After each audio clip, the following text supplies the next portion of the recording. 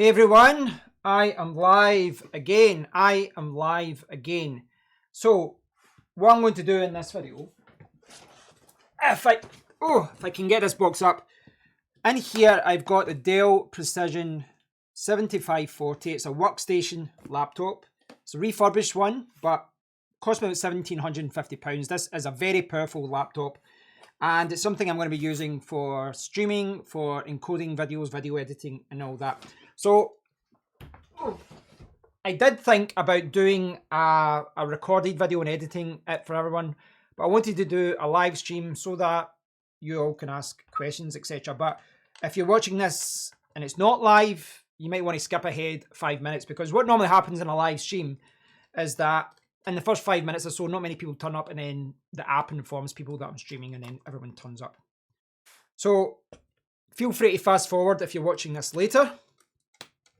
What I'm doing right now is just going, just for a minute or two, I'm just going to quickly take out the RAM from my HP ZBook Studio G3. So I've got 32 gigabytes in here. I'm going to put 16 gigabytes back in. Now, I'm still undecided as to how much RAM I'm going to put into this laptop. The Dell Precision 7540 can actually take up to 128 gigabytes, which is insane. And I must admit, there's a part of me that just thinks, why not just max it out just now, because you're going to be using it for a few years. But I've not bought any RAM yet. I'll have a quick look at the laptop and all that today, and that's what I'm going to do in this video. I'm going to unbox it. I'm going to have a look at it, and I'm going to do what I'm doing right now with this HP. I'm going to open up the laptop, and I'm going to have a look. Let's open here. I'm going to have a look at, there's another few in here. I'm going to have a look at the inside and look at upgrading it and all that. Right, am I got, all right, there you go. There's always one or two screws you miss, isn't there, whenever you take off the back cover of a laptop. And there's another one there. So it should be about it. Here we go. Oh, one little one down the bottom. Got it here, right.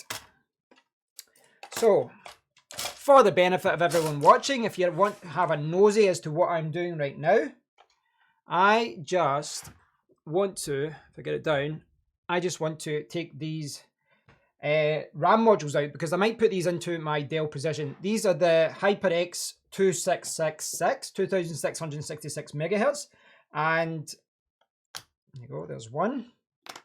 And CS15, the latency is 15 on these ones. And let me see if I got, is this aligned up correctly? The other way about. It's always the opposite way about, isn't it? So this is being downgraded from 32 gigabytes to 16. And what I'm going to do is just decide over the next few weeks. Is that correct? Yes. What I'm going to do over the next few weeks is just decide whether I keep this laptop at all. It's a really good laptop, this. It's just a pity that the GPU is quite, let's be honest, it's quite terrible.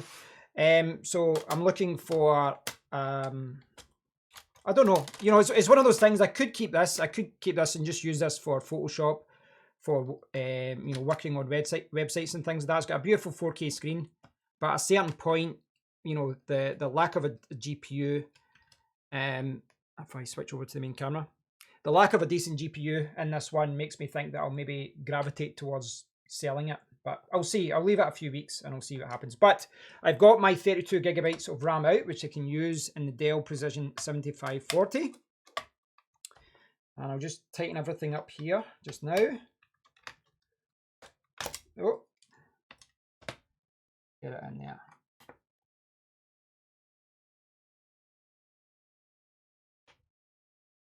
I've upgraded this one a few times. Actually, when I was in there, that was stupid. What I should do actually, I'll put this to the side, but what I need to do actually is come in here and take out the SSD as well. So I'll put that to the side just now, because I should have taken out the SSD there as well, because there's two SSDs, but I will go back to that later.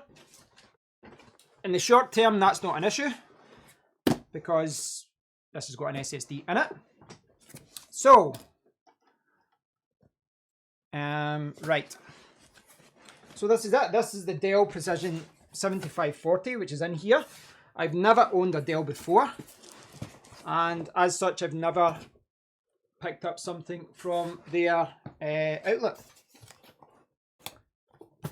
So where is... Oh, there you go. Doesn't matter where you put something. As soon as you go live, you cannot find it.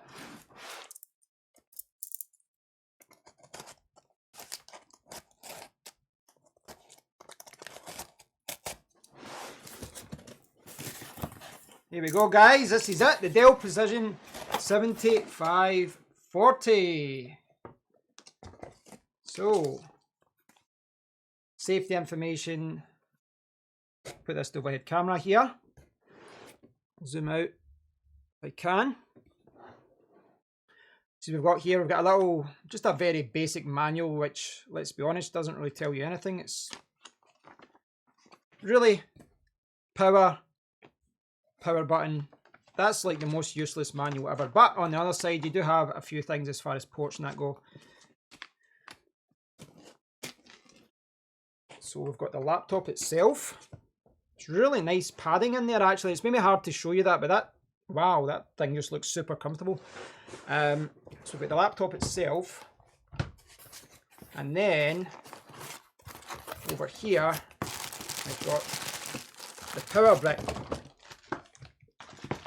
So I'll get the box out of the way. And this is it. This is the Dell Precision 7540. And this is, oh, get that there. It's quite minimal packaging, but it was really well protected there with the box, etc. So this is it. This is the Dell Precision 7540. Now this one's a little bit heavier than my other one. The Dell G3, which I've got over there, is about 2 kilograms.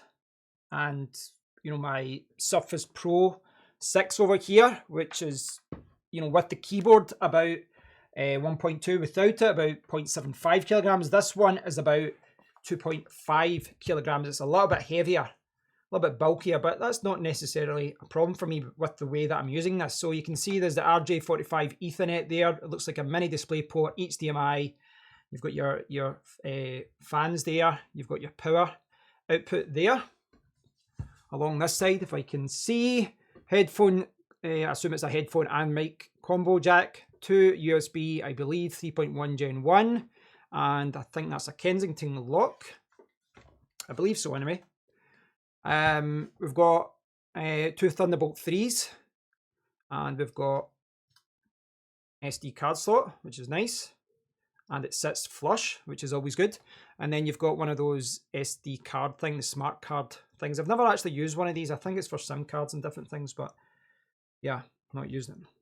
So on the back, you can see that you've got the Precision 7540. Now, first impressions, and this is one of the reasons why I wanted to do a live stream, because in a live stream, you know, when anyone does a pre-recorded video and then edit it and then upload it, they can cut out the mistakes and, you know, they can kind of change and shape how the video goes. But you really can't recreate your first impressions of a laptop. First impressions here are that it is heavier. It is a little bit heavier than my ZBook. And if I can get this up. You know, this is quite a heavy little laptop as well. It's kind of par for the course for a 15-inch laptop. 2 kilograms is kind of, you know, the standard, 2 to 2.5. I wouldn't say that's too heavy, but this one certainly is heavier. I do think it's heavier, but I do like this material here. It's really, really nice. I think that's nice. And certified refurbished so far, this looks like it's absolutely mint condition, but we still have to open it up, so we shall see.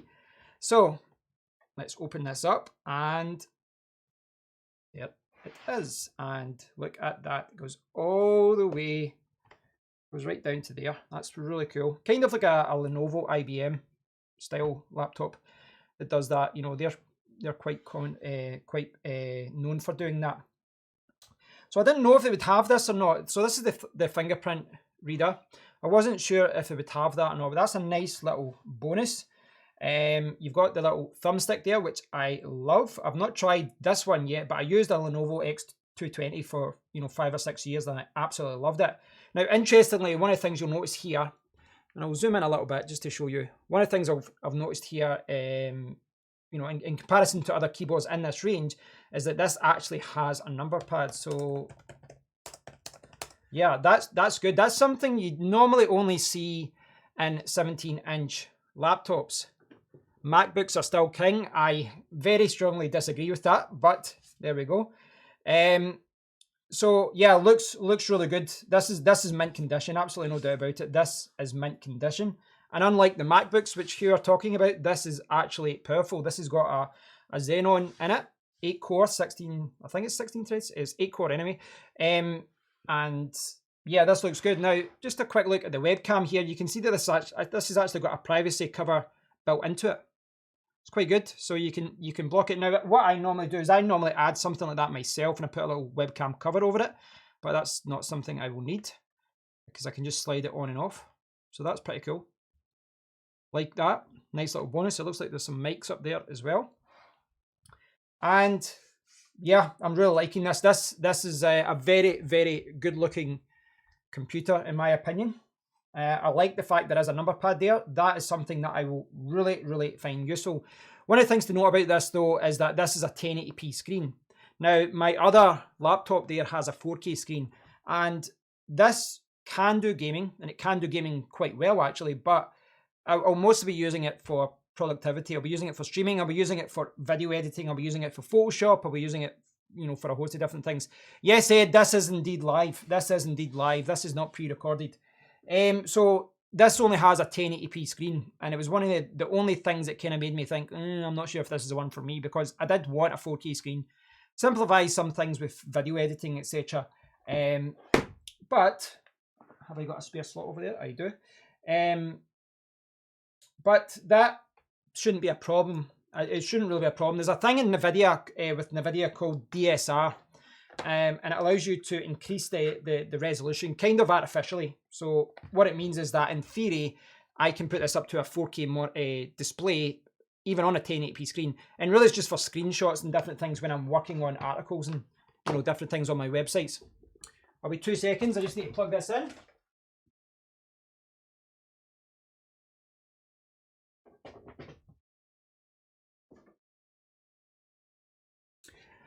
So far, I'm really pleased. I don't think it's too heavy, certainly not for me. The screen seems to sit in a good position. Fingerprint reader is a bonus. The webcam hider thing is really nice too. It's a big, thick power brick here, which you can see here. And if I go back to the overhead camera, I can show you that.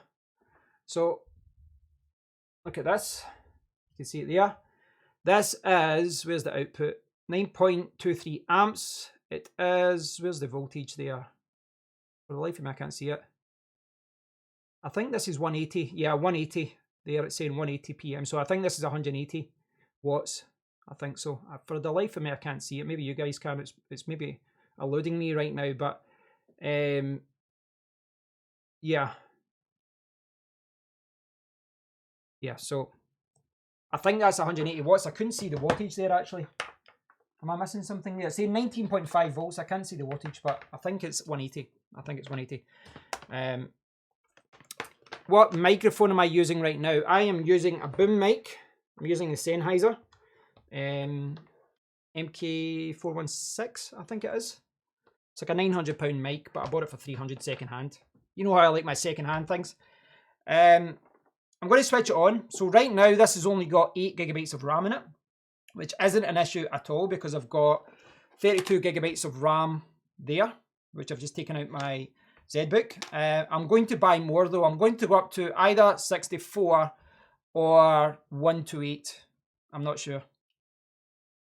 What made me get this as opposed to the Lenovo ThinkPad range? I think that the Dell Precision range, the HP ZBook range, and the Lenovo P51, P52, P53 range, I think that all of them are, I think they're all really good. I think they're all quite similar. as far as build quality goes. You know, there are some differences between them. There certainly are some differences between them. One of the reasons I got this was that the Dell had a sale in their outlet. Now, I have got an absolute beast of a PC. Now, I'll jump over to the browser briefly, right? You mentioned the MacBook, right? I'm not ruling out ever buying a MacBook. They're just severely overpriced, like absolutely severely overpriced. And they're not that powerful either, certainly when compared to something like this. I know you can buy an i9 8-core and all that, but you're kind of limited with the amount of RAM that you can use, and you can only use a 4 gig graphics card. Now, if I jump over here, you can see it here. This is the Dell Precision 7540. Now, you can see here that the strongest one they've got there is the 9880H in the UK, but mine's is actually much more powerful.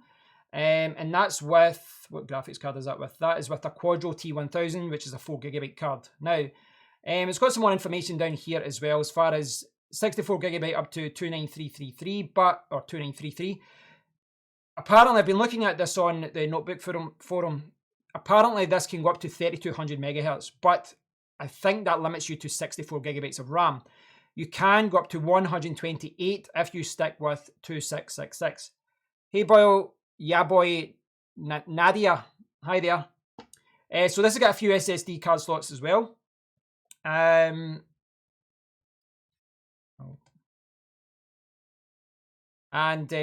what else have I got here? Right, sorry, I was looking at my actual computer there. Right, so the CPU, there's a range of different CPUs here. This is the one that I've got. I've got the Xenon E226M, right? And this is the one that's in this PC. Now, without stressing this too much and being too enthusiastic here, this Xenon is an absolute beast, It's actually more powerful than the 8700K, which is in my PC, and it's just a workstation. Now, you always have to take these online benchmarks with a pinch of salt, but you know, it depends on the number of samples and things like that. But if I look at this website, this might give you an idea as to what this actual CPU can do. So if I jump over here, you can see this one. This is cpubenchmark.net. There's a few other websites with benchmarks, including this one, but I thought that this one was quite good because it showed comparisons. This has got 8 cores, 45 watts, typical total, what's that stand for again? Is it total draw power? I can't even remember. I knew that before.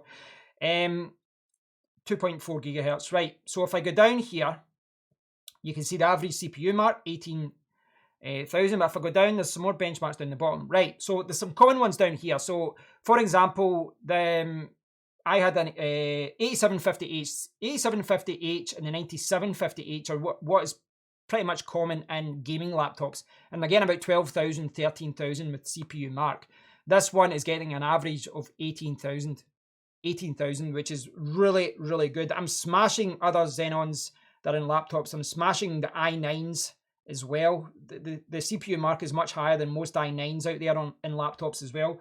They don't actually sell this in the UK. That's one of the reasons why I snapped this up, because if you look at the website here, you can't get that. You can get, for £2,000 or for £1,900, you can get 16 gigabyte of RAM, 9880H.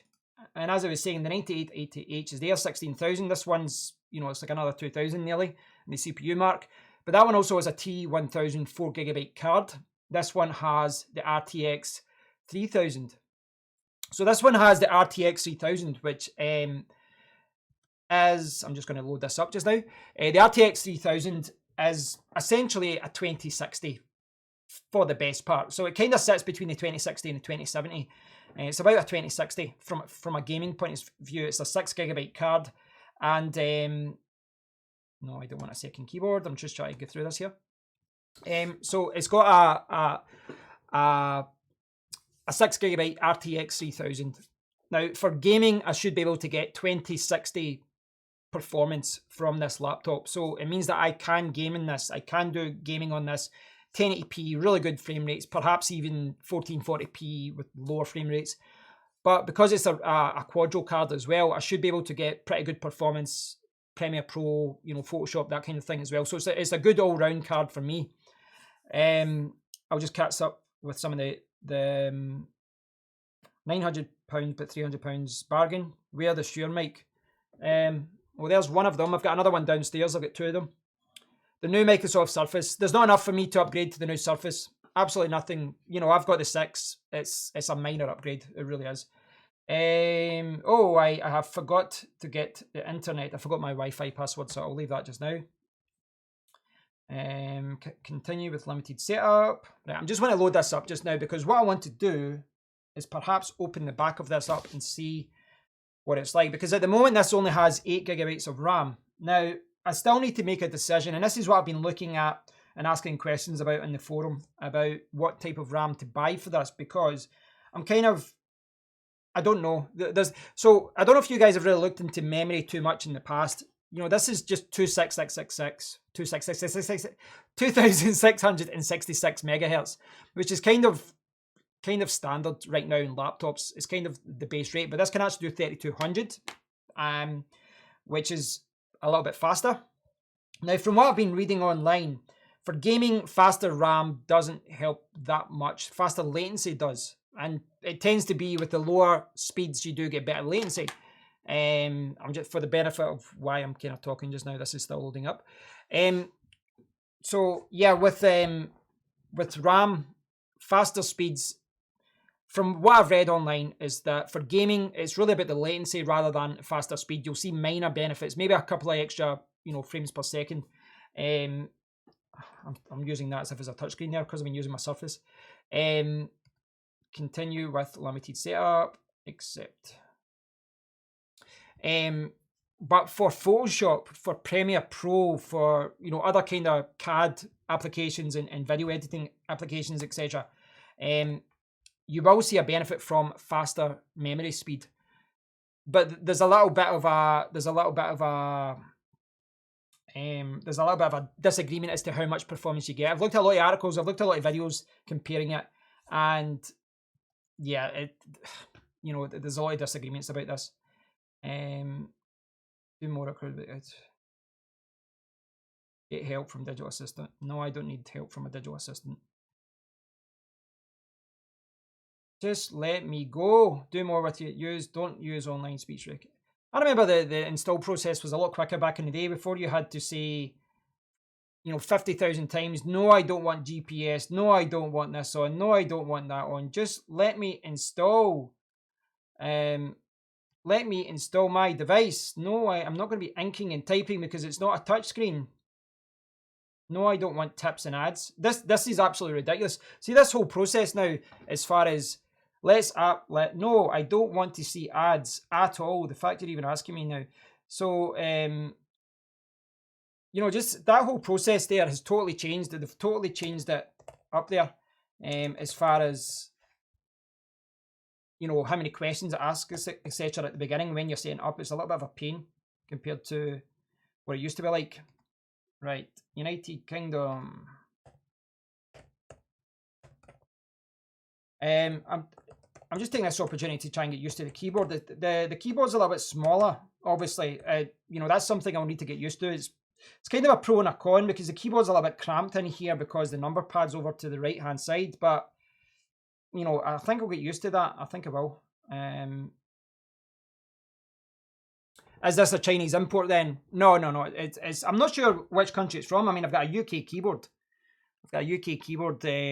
I assume it's from the UK then, but I'm not sure.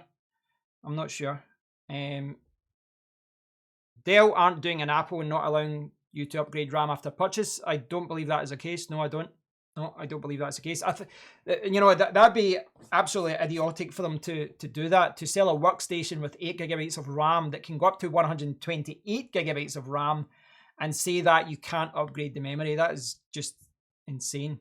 Just insane that they would even suggest that. This might take several minutes. Okay. So just to kind of give you a heads up, what I'm going to do is just turn on the PC. It's only going to show 8 gigabytes of RAM because that's all I've got on. All I've got in the PC right now. I just want to quickly load it up, have a quick look at the screen, have a quick look at the specs. I'm not going to do any tests or benchmarks right now. Then close it down, and then maybe we can flip it over and we can maybe explore the back and then just open it up to see what just where everything is and where all the SSDs and all that are, and have a closer look at that. Yeah, just to give you a closer look at that. The touchpad feels really nice. I must admit, the touchpad feels really, really nice. It does. There's 3 buttons there, and yeah, just overall, like my first impression. And you always have to take first impressions with a pinch of salt. When anything you get something new, even granted this is refurbished, but it's absolutely mint condition. But whenever you get something like this, it's new, it's shiny, and everything's amazing. It's normally like a couple of days or a week or 2 weeks later that you start realizing the fans come on too early, they're a little bit loud, or it gets a bit warm, things like that. But this being a workstation, you're not going to run into the same kind of problems that you will with, say, a Razer. A Razer might be 0.5 kilograms lighter, but they squash all those thermals into a thin little chassis, you know, and a lot of the time it's a little bit pointless because you can't really get the full performance because, because the power, you know, it's going up to like 90 watts and things like that. It's overheating. So it looks like it's loaded up there, and it's quite good that I can bring the screen down like that. That is actually quite useful. Because I can show you all in the one screen. This is, you know, as far as Windows goes, I don't like if you click on it now, you've got a lot of Dell stuff here, but sometimes now Windows puts all these ads and crappy games and all that there. Max Audio. Nah, to be honest, there doesn't seem to be too much bloatware there actually. Not too bad. Doesn't seem too bad. You can see there's a couple of Dell things there. Dell Command Update, Free Fall Data Protection. Now, obviously, I need to go into the BIOS. I need to update the BIOS. I need to update Windows. I need to update everything. I need to install the software that I use, Premiere Pro and all that. That can actually take about 4 or 5 hours, give or take, because I've got so many things that I need to add. As far as the screen goes, I mean, it's a 1080p screen. And I'll see if I can get this in the camera better, just so that you guys can see it. Now, again, just to let you know, I'm not connected to the internet right now. I forgot to get my Wi-Fi code. And it is quite hard to show you how nice a screen is on an overhead camera.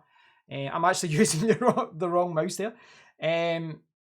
But as far as the screen goes, it looks really good. Now, the thing is, the 4K screen that I've got on HP ZBook G3, the 4K screen looks amazing, but you do run into some problems sometimes with certain applications that don't scale properly. And when they don't scale, it means that the actual application is just tiny, absolutely tiny, and you can't see anything. It's a real pain. It's a real problem. It's less of a problem. Every year, app developers are realizing that there's 4K screens out there, so it isn't really a major problem, but I shouldn't run into anything like that with this one. Powerhouse. It really is a powerhouse. This, according to benchmarks at least, and you know, proof is in the pudding. I do need to actually test this myself. I do need to actually, you know, use this. But according to the benchmarks, this absolutely smashes my main PC. And in comparison to my other laptop, the HP ZBook G3, it is 3 times as powerful, which is quite significant. So memory, I've only got 8 gig, of course, that's something I need to change. GPU, that's the integrated graphics, 630, and RTX 3000. So as far as what they've sold me, it does seem like, yeah, everything is good. As far as that's there, you know, the fact this is running 1% CPU, this, yeah, pretty impressive. So we've got a 250 gig SSD. I've not checked it yet. I'm assuming it's going to be a Samsung or something like that. Most big companies that you know that develop workstations, they tend to use Samsung and a few other brands for NVMe drives. You know, you've got the OS tools, different things. So yeah, so I'll probably just keep that as the OS, but I've got a 970 Evo Plus actually, and I will be using that. My stream cut off for like 30 seconds. Oh, apologies, Ed. I'm sorry about that. That's not good. That isn't good at all. That's something I'll need to check because I'm running it through another company right now as far as the streaming goes. Thanks for letting me know, Ed, because I never saw that myself. That's a pain. Where did you guys leave me there then? That's a pain. I don't know if that's a YouTube issue or something else. There's absolutely nothing here wrong with me as far as my end, as far as streaming goes. Basically what I was talking about there was that in the task manager, I don't know if you saw that part, but in the task manager, you can see that you've got the Xenon, you've got your 8 cores there. Memory, I've only got 8 gigabytes, which is fine. I wanted to upgrade that anyway. Integrated graphics, RTX 3000. So integrated graphics as well. And then NVIDIA Desktop Manager, NVIDIA Control Panel. Again, continue. This is probably going to say for me to log on online, isn't it? So what I was talking about before, as far as making this like a 4K screen, is I should be able to see this down here. I'm not sure if it's in here. There's somewhere where you can change it and you can do DSR, so you can increase the resolution artificially, essentially. It's something I'll need to look into that, but right now I've got a 1080p screen, non-touch display. But you know, first impressions, this is really nice. It's a beautiful kind of like matte display. Oh, it's IPS, sorry.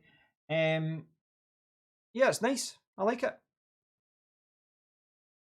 All right, okay. Thanks for letting me know, Matt. Thanks for letting me know, Ed. Appreciate it. I'm not sure if that's another issue or if it's a YouTube issue. It's, you know, this is one of the problems of going live, I guess.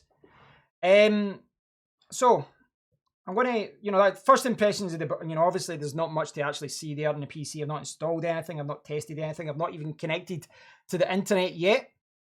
But as far as the actual laptop goes, if I zoom back out here, in fact, is that, yeah, I've got that back to front there because the Dell logo goes the other way. The actual build quality here, can I just say, see for a second, I thought my camera was back to front. It reversed the image there because I was like, why is that Dell image back to front there? I was obviously looking at it the wrong way. So yeah, this finish in the top is really, really nice. It's just, yeah, really good quality. Build quality, this is absolutely solid. And I don't think that's necessarily a bad thing. I would much prefer a laptop like this, which is maybe half an inch thicker than something like a Razer Blade or one of those HP Spectre laptops. I would prefer something like this, or a ZBook, or a Lenovo P53. I would prefer something a little bit thicker so that the CPU doesn't overheat, so that the GPU doesn't overheat. And that is one of the main problems that we've got with laptops today is, you know, I'm all for you're so high def I can literally see your sweat. I don't think that's actually one thing. I don't sweat a lot. I will say that. Yeah, YouTube always has issues. What I would say about the laptops with this, like this, is that I would prefer it to be a little bit thicker for something like this. You know, everyone's needs are different. I know some people need to put this into the bag every day and they're going to university or school or whatever. I would generally prefer to have something a little bit thicker if it means that you know, the overheating and all that and the fan noise and all that, because Dell's XPS range, for example, they're thin and they're sexy, but you get your i9 CPUs kind of going down to i7 CPU performance because of overheating issues, because it's such a slim, sexy chassis. Something like this, you're going to have less issues with this. You're going to have less noise with things like that, generally speaking, anyway. If you did, I could. Yeah. No, it's actually one of the things I don't do too much, actually, compared to, you know, when I go to circuits, whatever, other people tend to sweat more. Right. So there's a service manual for this, right? Now, this has got 4 SODIMM slots, so 4 memory slots, right? There's 2 at the back here, but there's another 2, and in order to get to them, you need to remove the battery and remove the keyboard and do some other things, which I'm not going to do today because, well, quite frankly, I don't need to. I'm just going to set things up today, as well, after this. But if you look at the service manual, you can see here, primary memory module here, you've got 2 here, and this is what I'm going to hopefully show you in a second. You've got it there. Okay, so then you've got your secondary ones, right? And you can see they are right underneath the keyboard. So it's not ideal. Obviously, from a user point of view, I really wish, you know, there was just 4 SODIMMs all, you know, linked together. I realize that's not always practical when they design a chassis. I realize that, but that would have been a little bit easier, a little bit better. So where we are, right? So removing the base cover here, removing the base cover. So what I want to do is take off the SD card little cover thing, take that off just in case. And installing the base cover. So it's got all the different positions here as far as the screws there. So I should be able to get this off. I'm not going to go take off the keyboard and all that today. That's something I'll maybe do another day once I've got the RAM. What I'd like to do is see if I can get the back cover off just to show you guys the back and show you the inside. I want to show you guys where the SSD is and all that. Now, if I jump to my overhead camera, I should be able to figure this out. So screws, one there, one there, one there, one there, one there, one there. So there's 6 around the sides, and then we've got 1 in the middle, and it's not a Torx one. I think it is like an M2 size. Am I right? No, that's the wrong one. I need to be careful with that. You don't want to thread the screws. It's right. So it is time. It is time to get the right little screw piece for this. So which one is it? Let's see if I can find the right one here. Could it be that one? Let's see.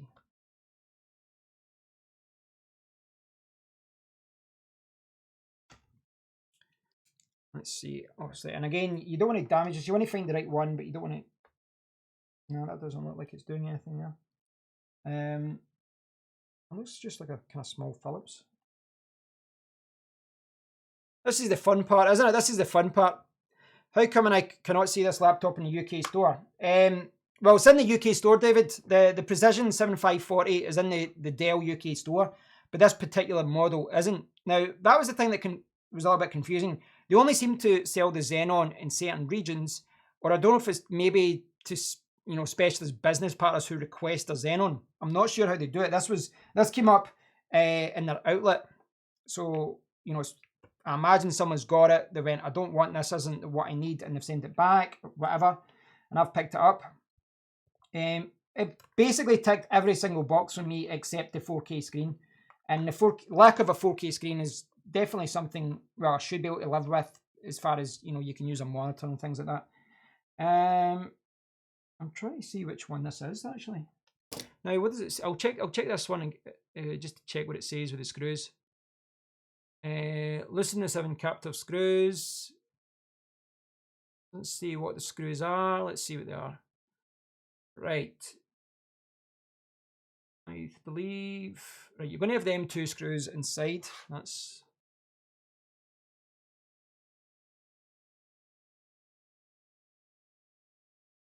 $1,800. Yeah, it's $1,800 for the 9980H, David, but that's got the T1000. I looked at the T1000, and one of the things that I had to get, what I wanted to get was a good graphics card. I wanted to get something that was pretty good. For streaming, the graphics card is something that's actually used a lot. Well, certainly my other laptop. Right now, my 1080 Ti is not really getting pushed. It's not really getting pushed that much. See if I can show you this just for... There we go. So here, this is my task manager. This is my main PC. This is not the laptop. By the way, I upgraded to 64 gigabytes of RAM in my PC, which you can see there. Not much getting used just now because I don't really have anything open and I'm just streaming. But when I'm editing, I was pushing 32 gigabytes and rendering and encoding and scrubbing and things like that, which is why I've upgraded. You can see the GPU just now. This is how I'm running OBS, and that's the 36%. So when I was streaming downstairs with the, downstairs playing games and things like that, I could only go at 720p because the GPU was running at 100%, because OBS with NVENC hardware, it was going at like 100% basically. So I wanted to get a good graphics card. And the T1000 looks okay, but the RTX 3000 is significantly better, which is why, another reason, in addition to the CPU, which is why this ticked so many boxes. And I quite like the fact as well that it only has 8 gigabytes of RAM, because there's no point in me paying for 16 gigabytes of RAM because I'm going to take it out and go 64 or 128 anyway. Right, I need to try and get the right one here. I thought that was the right one, actually. That does look like the right one. And yet...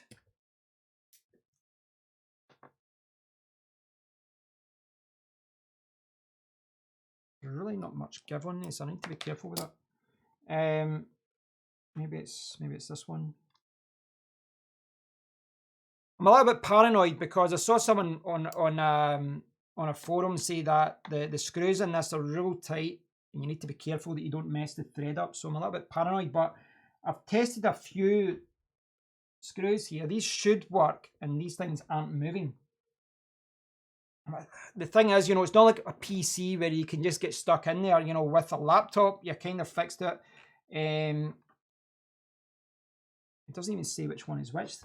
I hate that though. I hate when companies put their screws on too tight. I always try and lean towards making the screw being a little bit loose, just so that when you go back in, you're not fighting against the screw and there's no risk of you messing it up. Because a lot of these ones, if the screw gets destroyed, it's, you need to replace the whole case or something, or even the board. What's the point of having a good graphics card if you're just using it for web browsing? What you talk about web browsing?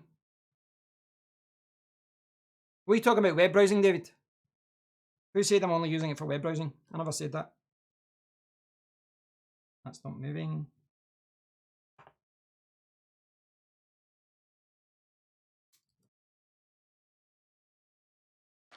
I think you missed my I don't know if you missed my conversation there about OBS. Right, I can't seem to be able to get that. Right, this is a problem I did not envision having. I did not think this would be a problem. I'll maybe go and get some other screwdrivers just to see if I can get one that fits.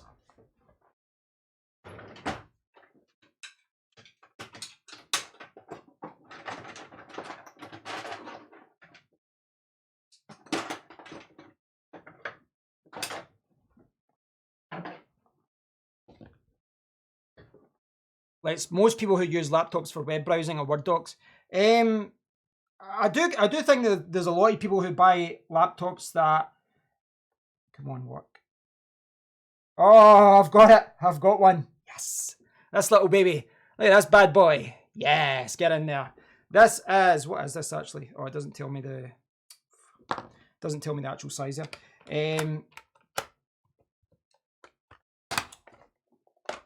Right, okay. I do agree with that statement. Sorry, David, I thought you were talking about me there, because as I was saying, I will be gaming on this sometimes, but mostly the main reason for me getting a GPU on this and a good one is OBS. And when you're buying a laptop that you think you might be using for 3 years, you need to think of not only, you'll be using it just now, but down the line. But I do agree with that. And I see this a lot. I see this a lot myself. Certainly in the Apple world. Yes, well, what I would say is I've seen this myself at conferences. So I've been in quite a lot of web development conferences, right? People that build websites and applications and different things. Google and that go there. I was there earlier this year. You probably saw some live streams about it. Now, with those ones, you've got a lot of people who mostly they're just kind of doing some basic editing, some browser work, maybe some light Photoshop, but they don't really have large requirements. They really don't. Like, I'm talking about 16 gigabytes of RAM is probably enough for most of them. A very basic graphics card is probably good for most of them. But what they'll do is they'll go out and they'll buy a $4,000 MacBook Pro, totally souped up, 4K screen, all the mod cons, and they'll use next to no power. And the problem is that a lot of them don't actually understand what they're buying either, as far as what they're needing it for. Again, it goes back to what I was saying before. I did a video about this last week about buying RAM, is that you really do need to monitor what you're doing. Monitor how much RAM you're using, how much CPU you're doing. Look at, let's see if there's a bit for us to get open.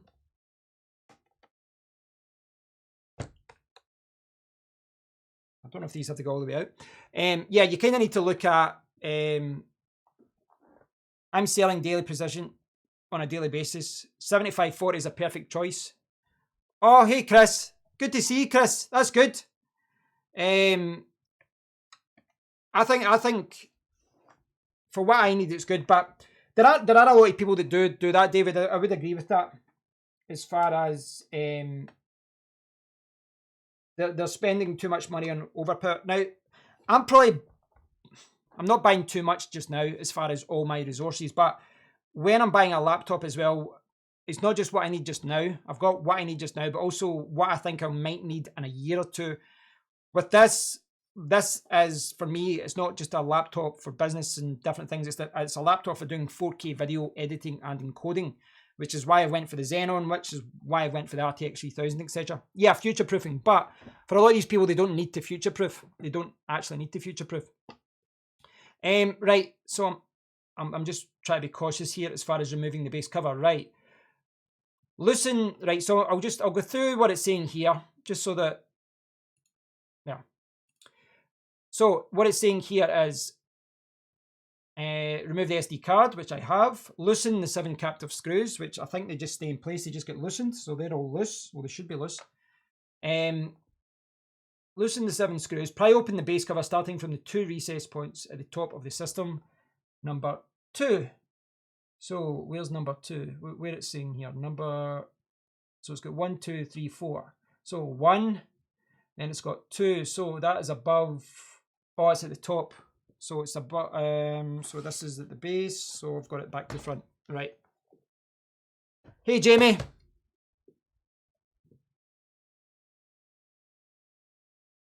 Thanks, Jamie. Good to see you, chat. Good to see you come on.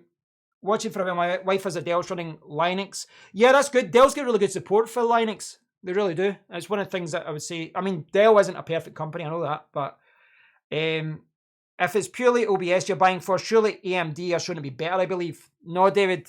If you're buying for, as far as I know, Intel are better for OBS anyway. I'm not 100% sure, but if you're buying something for video editing, you know, obviously you've got all these Threadripper CPUs and all that, but if you look at Puget Systems articles and all that, they still recommend Intel, and they tell you if you're doing Premiere Pro, if you're doing video editing, go with Intel. So, you know, that's why I went with it. And because, quite frankly, you can't buy AMD CPUs at this price range. You don't really do it. AMD are really focusing on the mid-range right now. Is that 75 on your desk? Yeah. No, this is the new 7540, Chris. That's what I've got on my desk here. If you scroll back in the video, you'll be able to see that. Right, so if they pry open at the back here. So, right, so there's still these screws. So I think these screws are still a little bit loose here. A little bit tight, sorry. So what it's referring to here, is that it's telling you kind of pry open at these parts. Like that, right? So I need to get the screws totally out. I thought they were. See, I got this with the HP ZigBook as well, is that if you don't get it 100%, you know, even just one screw can make, that one's fine. Even if just one screw is still in, it can, you know, it keeps the whole thing kind of tight. It's one of those things, you know, it is good, I guess, that the laptop's kind of packaged well together and all that, but right, so I need to pry that open. See, that's not really, I need to go around the shell. Oh, here we go. Here we go, guys. We have ignition. So I just need to be careful here. That one.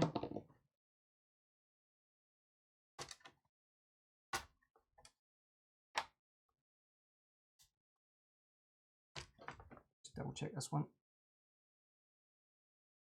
Obviously, you know, if I replace the RAM, if I add an SSD and stuff, there's going to be, I'm going to get familiar with how this works, etc. Now it seems to be, it's kind of squashed down this part, so I need to maybe run my finger down.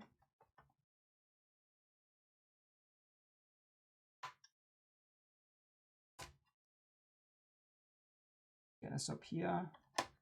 Still sticking to something down here. I'm not sure what it is. Still sticking. Something is sticking. I don't know if it's this one.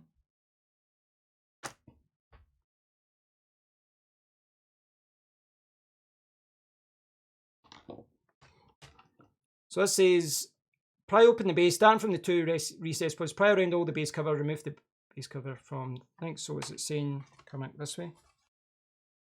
There we go.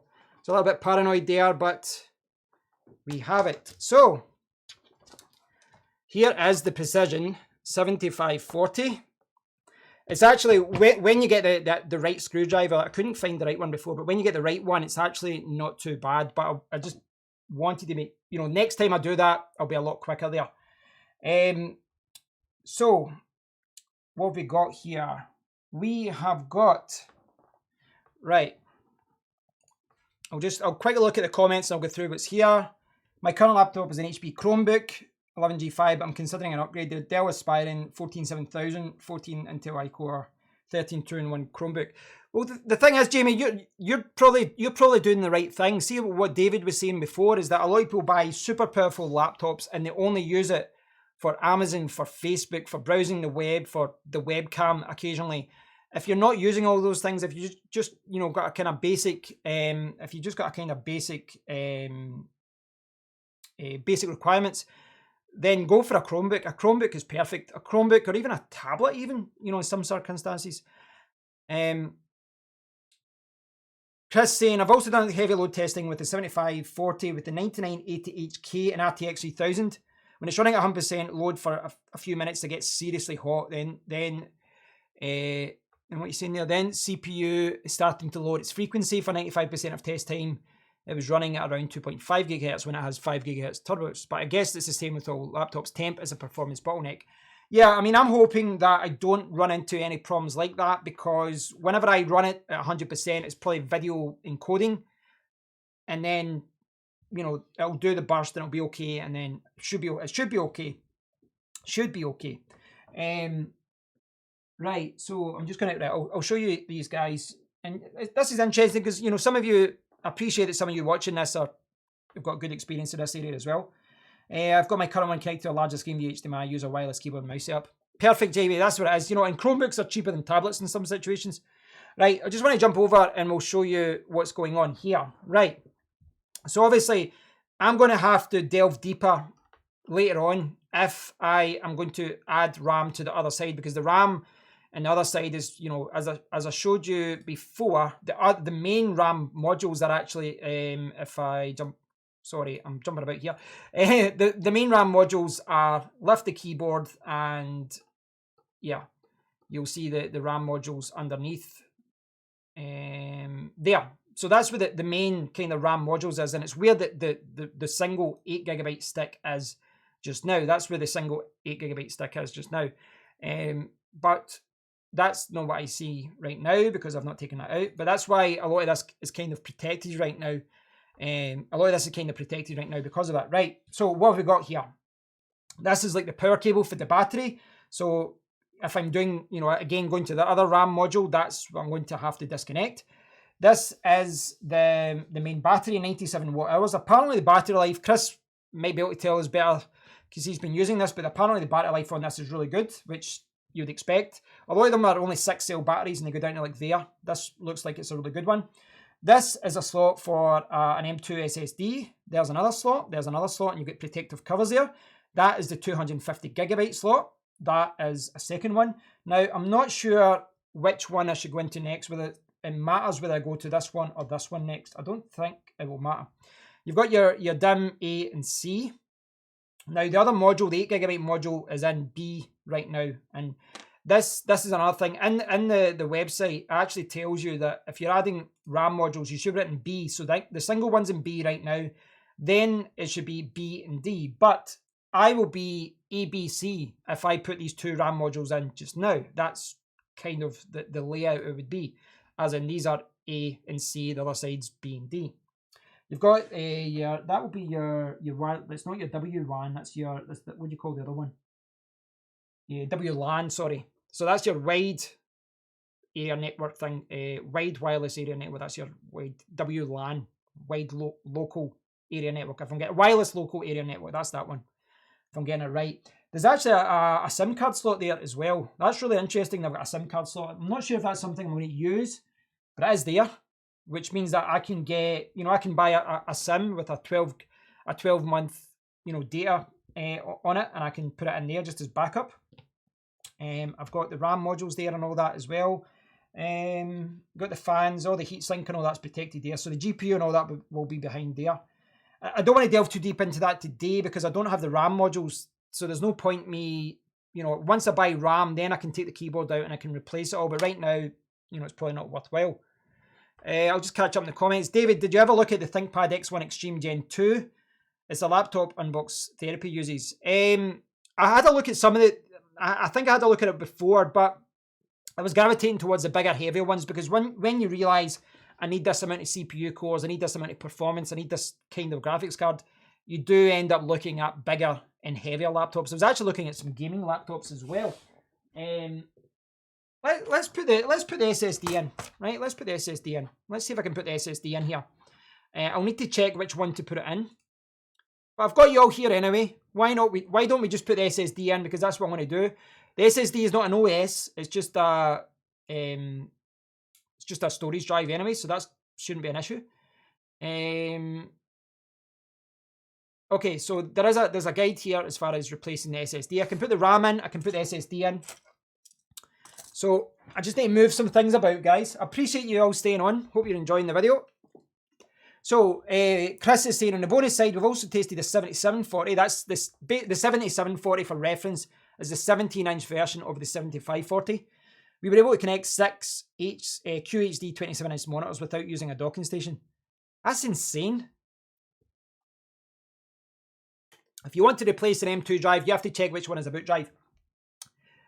Chris, it's the boot drive is that one. There's only one drive in here just now, so there's basically, if I can show you there from the overhead camera, there's 3 SD slots. Now, I'm not sure if you can see it. I'll zoom down. You can see it there. So they've got these covers over it, I assume for thermals.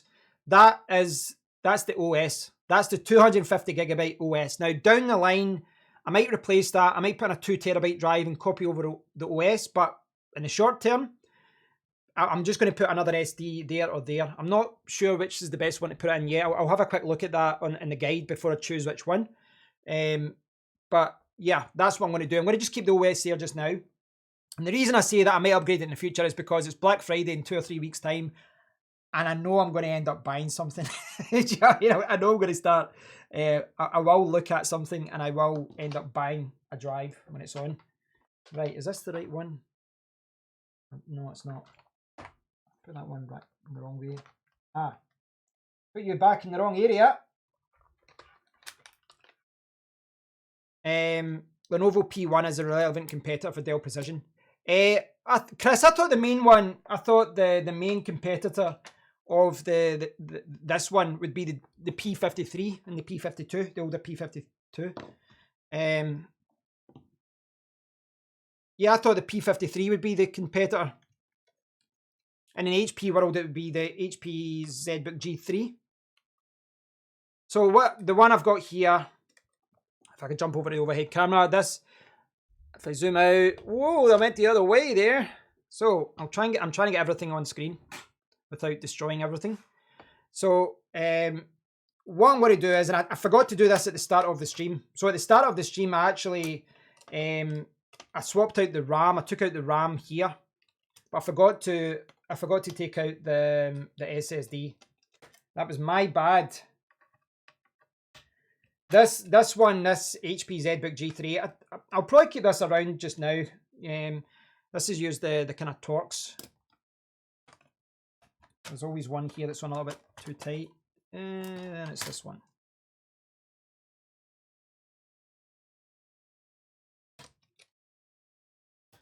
So here you can see I've got 16 gigabyte of RAM in this one. In theory, I could just whip it out, but I'm not going to. This one's got a really good SSD as the OS. It's a 512 Samsung. Which one is it? It's the SM951. So this is kind of like a standard OS drive. I'll check which one is in here after when I'm doing that. I'll quickly just check which one is on the Precision 7540. But the one I've got in here is the 7540, I believe.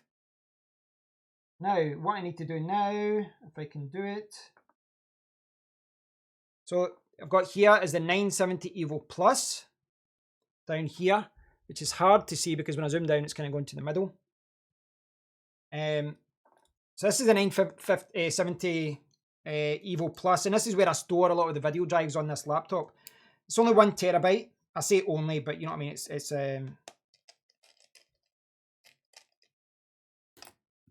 and when I bought this and when I put it into this laptop, I always realized that I would take it out at one point. You can see here actually that, there you go. So that's, if I can zoom up to the camera, there you go, 970 Evo Plus. That's it there. Oh, okay, Chris, thanks for clarifying. Thanks for clarifying that about that. I didn't realize the P1 was kind of similar components, but a little bit thinner. That's interesting. So I just need to put this back on now. So again, just for reference, I took this has got 2 NVMe M2 SSD card slots. That's the OS there, 512 gigabyte. I still love this PC. I've actually grown. I hated it at first, but I actually love it now. I do. But you can see there was a 2.5-inch slot there as well. But I stuck with the M2 drive. But this is going back down to 512 and 16 gigabytes because I won't be using it for video editing anymore. Well, predominantly I won't be. So I'm stealing all its components. I've taken its RAM. I've taken its SSD. I'm sorry, but it had to happen. Okay. Right. So I need to switch these again. Just for a little video feedback, guys. Do you prefer that I do these things live? I did consider, you know, just recording this and then editing it and uploading it. But I think this is quite an interesting thing to do live because, you know, just like yourselves, you're giving me advice, you're clarifying things with different things, you're pointing me in the right directions. The only problem when you're doing something like this live is, of course, sometimes everything doesn't run to plan. You know, it doesn't always go to plan. It's just the nature of recording live. As Ed said later on, the video cut out for 30 seconds. And as you saw there with that, you know, for a second there, I couldn't even find the right screwdriver.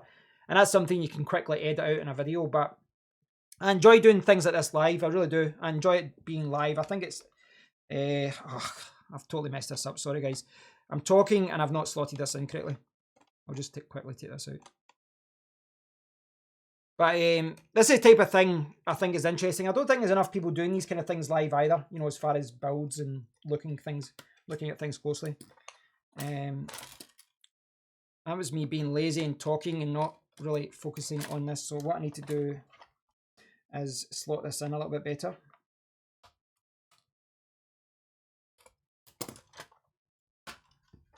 That's it. That's better now. That's better. That's better. Here we go. Getting there. I'm getting there. Not actually hard to do this. It's just something you have to do. I wish I took the SSD out earlier. I wasn't really thinking. I suppose it gives you a second look at the HP ZBook. The thing is, one of the reasons I might keep this one is because it's got the 4K screen. 16 gigabytes just for Photoshop and web browsing is more than enough. And the other reason is, you know, value-wise, I'd probably only get about £450 for this or something. And if I had to go out and buy a laptop with a 4K screen, and you know, it'd be very hard for me to get that at that price range. I'd have to pay a little bit more. But I might just put these ones in a little bit better as well. Always forget these ones. Yeah, by the sounds of it, David, you're kind of using your laptop as a tablet, which is basically how I'm using my Surface. I've got my Surface Pro here, and I'm looking at comments from you guys because it saves me having to do that. It's just easier for me to look down. It looks better than having to keep going like that. But I've been using my Surface Pro, you know, like I was at my girlfriend's last night where we actually ended up downloading the Candy Crush thing, and we wasted like an hour on it. Then we watched a movie on it. For a media device, the Surface Pro is amazing. For a productivity device, you know, if you're getting for a coffee and you want to reply to some emails, the Surface Pro is amazing. If you want to do anything that requires any kind of resources, if you want to game, yeah, it's not the best. But that's the thing. There is no perfect laptop. You know, so far I'm really liking this Precision 7540. This is exactly what I was looking for. It ticks nearly all the boxes. As I said, it doesn't have 4K, but it ticks nearly all the boxes. But get this. But it is hard to get something that's perfect. You know, ideally in a perfect world, that would be half the weight. You know, but in practice, that's just not how it works. Right. So I've stole everything. I've stole everything from my HP ZBook. This is the HP ZBook. I just want to give you a quick comparison again. So this is the one I've been using for the last few years. This has got a fingerprint reader and all that. Now, it is worth noting, I showed you this, if you tuned in earlier on, you probably saw that this has got a full-size keyboard. The keyboard on this is really, really good, fantastic for typing on. Doesn't have a number pad, and that's something they've squeezed into the Dell. Now, if I jump over to the overhead camera, you can see size-wise, and obviously I've got that back open, so I can, but size-wise, they're nearly identical. It's just this one is a little bit thinner. It's a little bit lighter.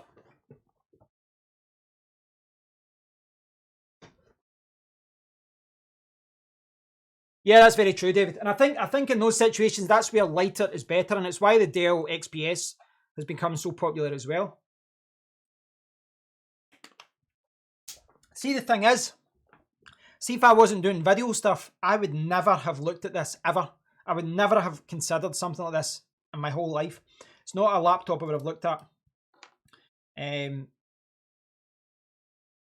I forget to... Oh, no, I've done. I forgot to put the little M2 slot back into the...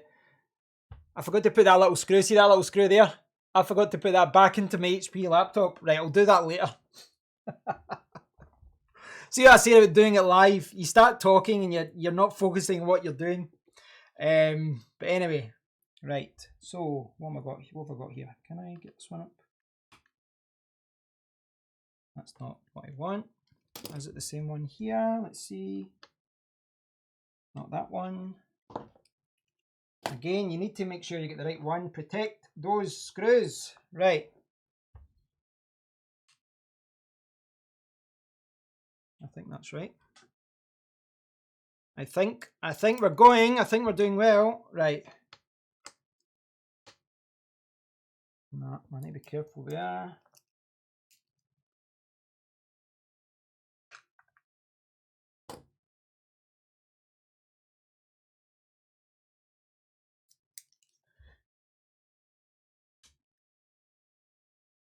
Oh, that's not the right one. Why is that not working?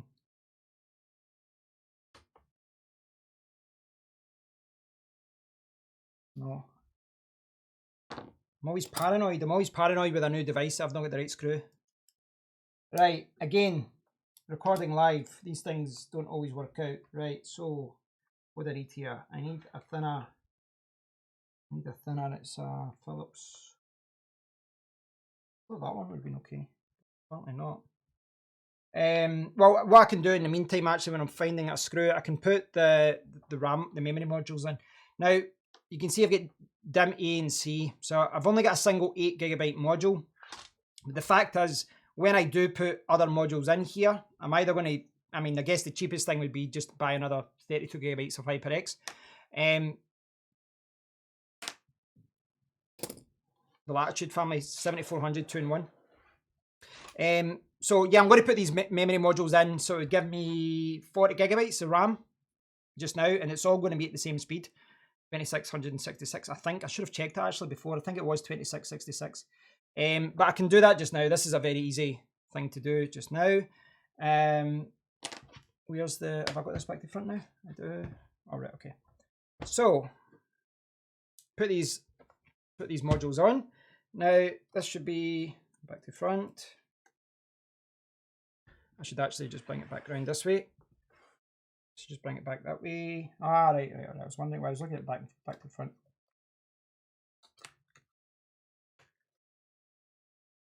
Sorry, I'm slotting this in. It's kind of weird the way this is set up. It's different from the other one. There we go. There we go. I was doing that back to front there. Right, this should be the same. Ah, so this one goes up that way. Done. 16GB, 16GB. As I said, I might end up selling these if I upgrade to the 32GB sticks or faster memory speed. I might just sell them I might lose £20 or £30, whatever on it, but I might sell it anyway. What I'm trying to do now, if I zoom in, what I'm trying to do now is I want to take these screws out. Well, I'm going to put this SSD either here or there. I need to decide which one to go for. But I need to get this screw out first. So I need to find the right screw, and I need to find the one that doesn't destroy the thread. So that's what I'm looking for right now. What's the brand of the original drive? Yeah, when I get that off, Chris will check that. I just want to quickly get the right one. I need to get the right one. It's not this one, is it? This one is too big. Yes, it is. I've maybe got one over there. I maybe got the right one. I'm just going to go through these, see if I can get them.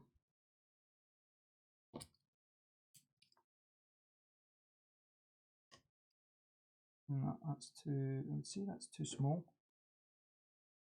Maybe that one's better. XPS 7390, yeah. I would check. I think Dell've still got a sale on, at least in the UK, and they always have one on Black Friday as well. I just didn't want to wait too long. Ah, come on. Yeah, I need to find the right one for that. I'll maybe go back to my other screwdriver kit because I don't want to take any risks with that and mess the screw up. As far as the layout though, I think that's quite neat the way they've got it all. Obviously, I'm going to have to replace, take out this chassis and all that, disconnect the power and replace all that, but I'll follow the guide when I do that. It's quite solid though, as far as there doesn't seem to be much flex there. You know, at the other side it felt the same. Right, I'm just going to quickly get a screwdriver, see if I can find one.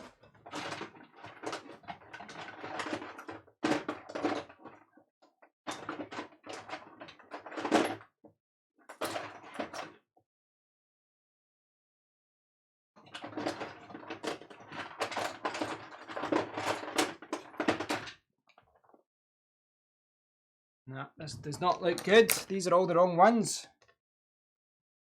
Oh, first time, yes.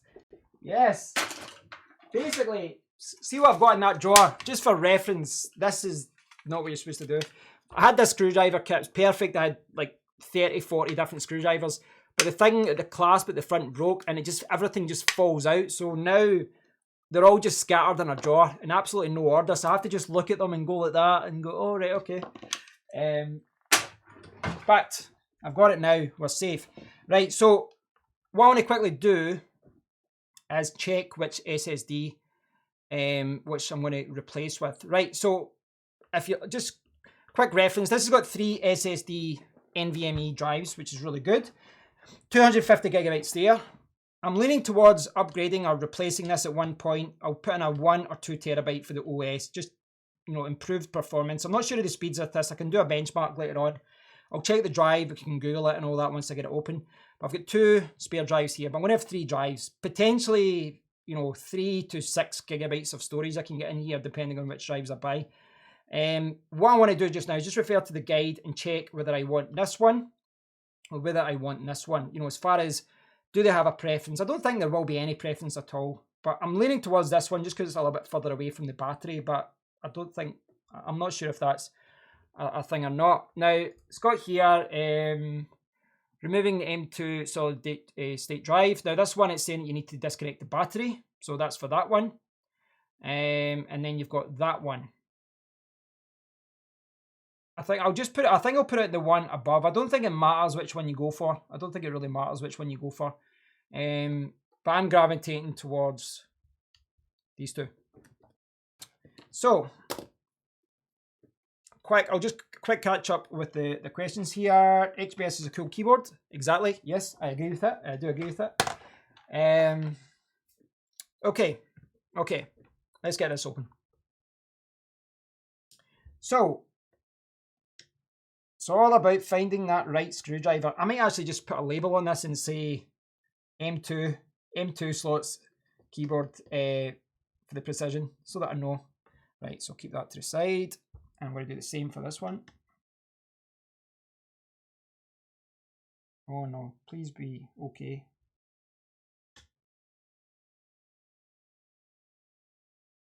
That is not working. That's That's worrying. Right, so how do I get this off? I'll need to check. Does it just ping off? Yes, it does. Right, so I need to get this one off as well. I'm hoping that screw is not wasted. Yeah, that screw is not looking good. That screw looks like it's not moving anyway. Do I see with this one? Maybe I do need to take the battery cover off. So with this one, sorry I was out of the shot there, but that one I need to, I don't know if I need to take off the, it's saying to take off the battery cover, but I don't know if it's referring to, I don't know, like, so see if you look on the here, removing the M2 solid state drive SSD module, it's referring to number 2 there, right? And then it's got that one there as well, but that says number 2 as well, so I should maybe follow that just so I make sure that there's nothing being connected to it. It's saying to remove the battery. Now the reason I'm saying that is because that came off really easily there. With this drive, that it came away really easily here. This thread, yeah, it's I don't know if it's a screw, I don't know if there's something connected at the other side, but I want to be careful with that just in case.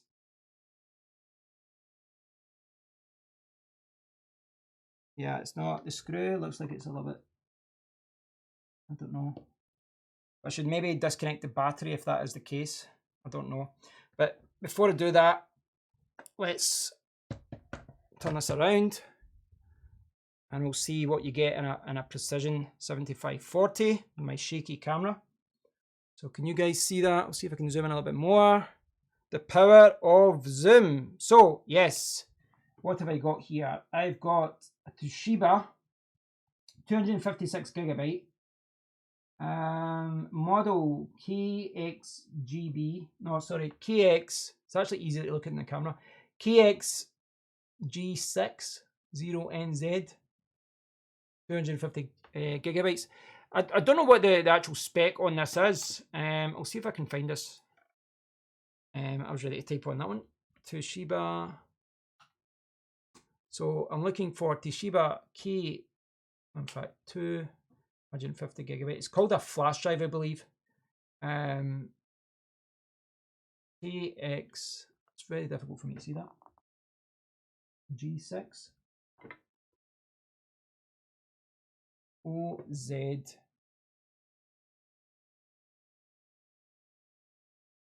NV. See if I can find this.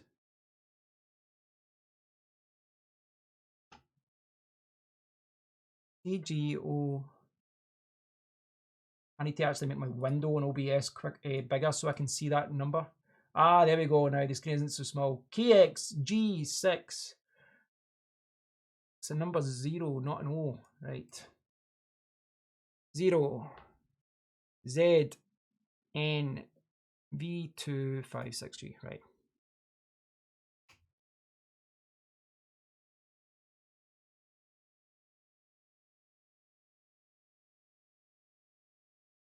So I'm just having a look online there to see if I can see that. Yeah, not the best of drives. Quite a cheap drive, but well, I suppose it's only 256. That's probably about the right price. What's it saying here? Write speeds of 3000. Write speeds 3000. It's actually maybe not too bad actually when you look at it. Over 3 gigabytes per second. It doesn't look too bad actually, but I mean at the end of the day, the main thing there for me is the fact it's only a 250. I think I'd ideally like a faster drive, but read and write speeds here, it says it's got sequential read and write speeds of 3180 and 2860 megabytes per second respectively. So that's the speed there. It's not too bad actually. It's not, it's not like a standard 500 megabytes SATA M2 drive or anything like that. It does seem like it's okay. It does seem like it's okay. But we'll zoom out a little bit. So I'm a little bit concerned. I've got this upside down now, but I'm a little bit concerned about this screw here. I don't want to break this here. I really don't want to break that at all.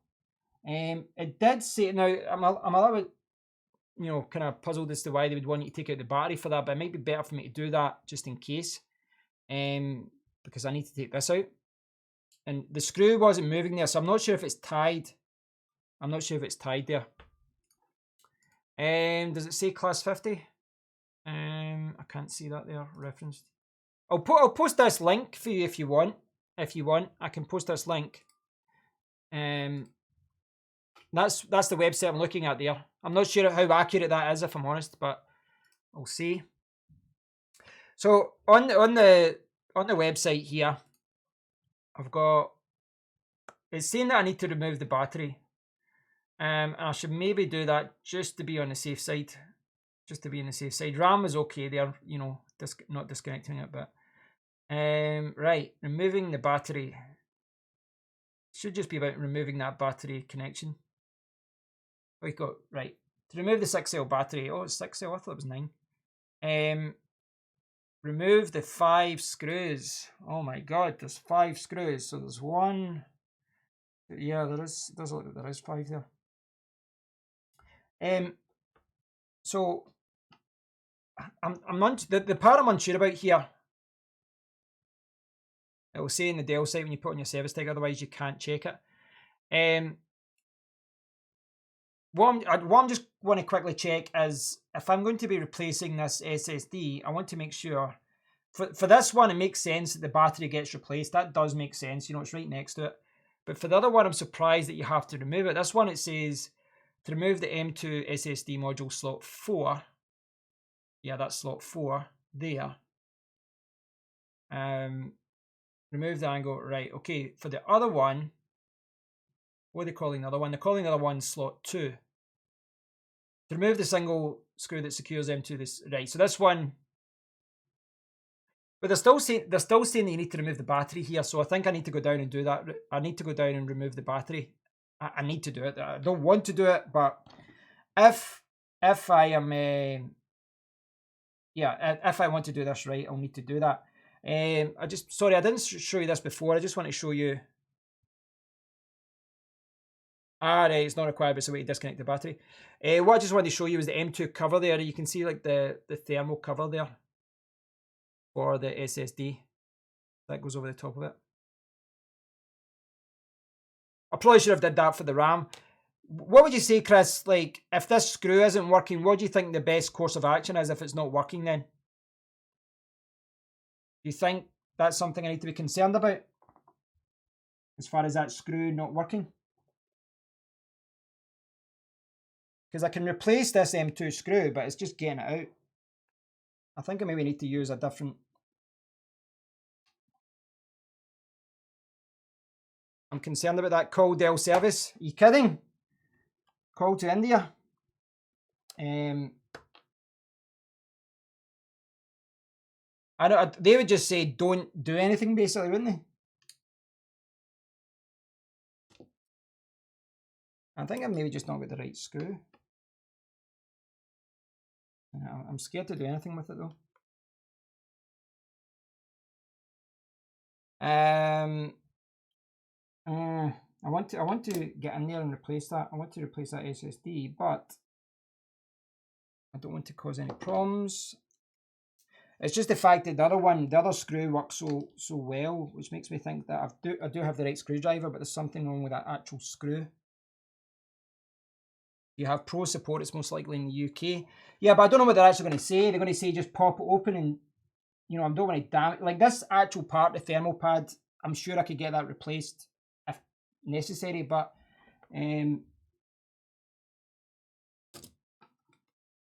I'll double check the manual just for a second. It says what I should actually use, because it should say on the service manual. So in the service manual here,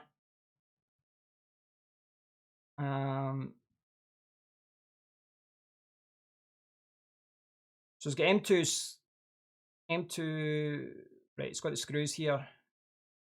It doesn't actually tell you what the screw is, does it? It just shows you the screw, which doesn't, you think it'd tell you what kind of screwdriver you need. It just says M2, 3 of those per SSD. It just says an M2, so it's a standard, it seems like it's just a standard M2 little screw. And I've got spare ones of these, but God damn it, this is annoying. So what do? A little bit of leverage with a guitar pick or something like that. Well, I do have some other things in that kit which I can maybe use. So what I can do, I'm not sure if this will help, but I can maybe get a little plastic in here. That's actually too thick. I'm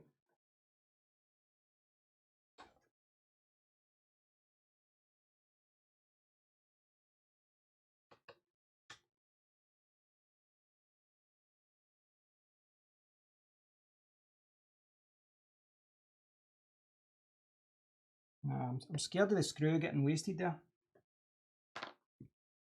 Unscrew at the same time. Whereabouts in the plastic are you talking about as far as lifting that up? You talk about lifting this part up. Talk about lifting that part up. I'm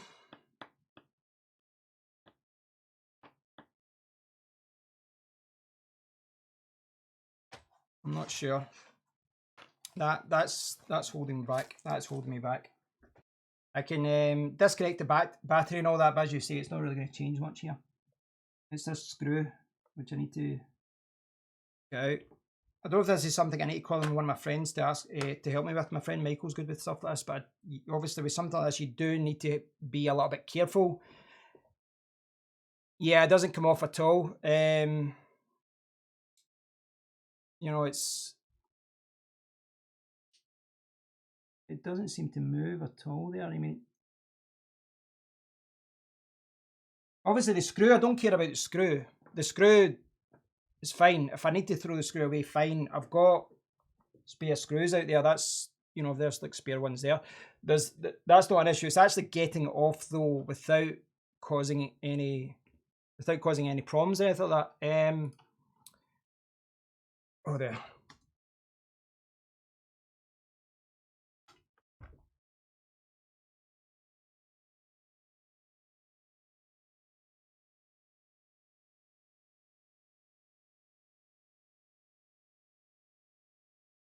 Right, so there are obviously other people that have problems with this when the screw is stripped.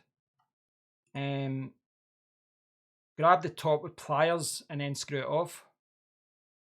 Someone says, so I'm just looking. I'm looking at some suggestions here. This is something. I don't think this is something I've incurred myself with an M2. Some M2s sit flush on top of an M2 that make it impossible. Put a rubber band over the top of the head. If there's a little bit left, it fills in the space. Dremel time. So a lot of people are saying put a rubber band.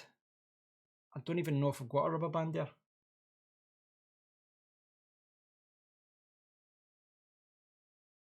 I might just unscrew that by placing the rubber band around it and using pliers. Oh, again, this is what happens when you do it live. When you do it live, you run into problems like this. Try something like this. Okay, that didn't help. M2. Put a rubber band. So a lot of people are saying put a rubber band on it.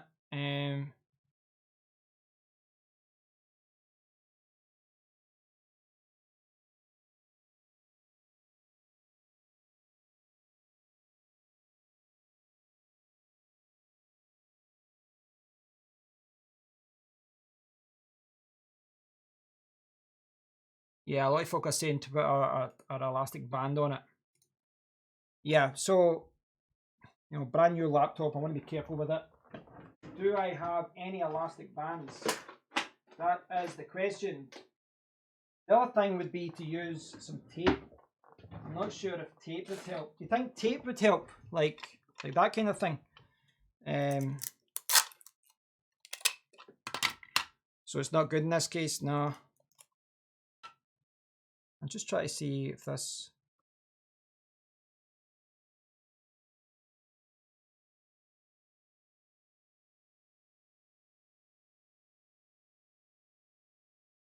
I'm actually getting it there, guys. Yay! Hey! Ha! So what I did there was just put a little bit of tape there like that over it, and then I could get it out. Yes, yes, I'm very pleased at myself that I managed to do that, because that wouldn't have been good. That would not have been good. What I mean, M2 slots are kind of standard, aren't they? M2 slots are standard. So that's the dodgy screw. You don't want that. You don't want that one. No problem, Chris. No problem at all. So, right. So it's just a matter of putting my drive in now.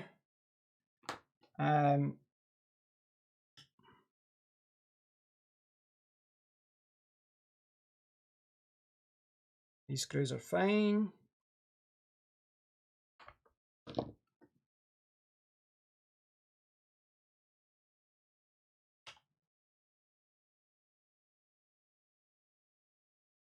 Hold on. Oh. There we go. Getting there, getting there.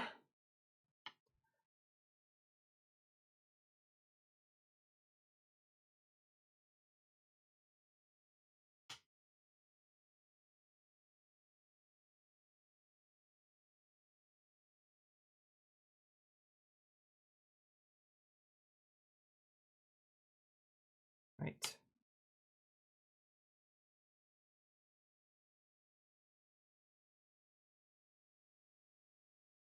Right, so I need to put them back on. This was the one that came there. That was the one. Now I need to be careful with this, because this is the one where the thread was not working good. So I don't know whether I just use the spare M2 slots that I've got, because those ones don't look that good, the ones they provide.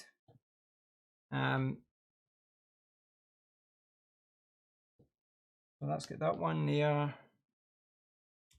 So I've got the S2 drive on it. I just need to get the M2 screws. Where's that other screw? I don't know if I've... So yes, I've got one here. This is the one that looks like it's kind of damaged a little bit. What I'm going to do, just, I'm not impressed with the M2 screws that they're using. I've got two here, which are better. And I think just as a, you know, just a precaution, I might use the M2 screws that I've got.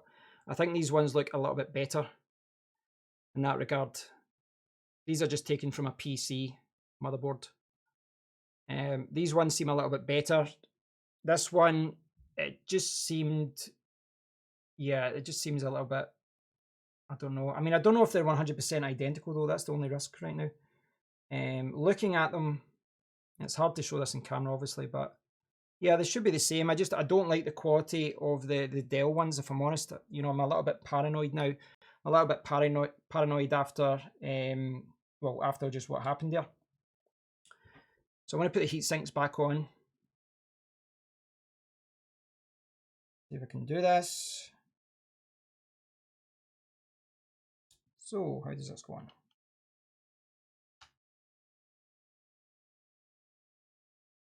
So I'll show you what I'm trying to do just now. I'm trying to put this heat sink back on. It just should go over the top. Those line up down there.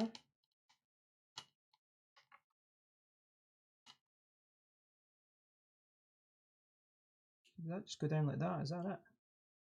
Let's see. Let's see if it's just as simple as that. I'm not sure if that goes under, doesn't it? I think what I need to do is go under. It's hard to see if there's something that clicks in there. No, there isn't. No, there isn't. So I just need to actually just push this down like that. There we go. So I'm going to use a different screw, and I'm hoping this is okay. It should be okay, but that other one they gave me, yeah, that's a lot better. Now the only thing is, it's maybe not, I don't think that's going to be a problem in the chassis, but that's a much better screw. That's a much better screw. The one that they provided you know, these ones that they've got here, I'm not really impressed with them, if I'm honest. And maybe I'm just a little bit paranoid after, you know, one worked and one didn't. Maybe I'm a little bit paranoid by that, but I think it'd be safer for me right now to just put on the ones that I've got, the ones that are kind of better quality. So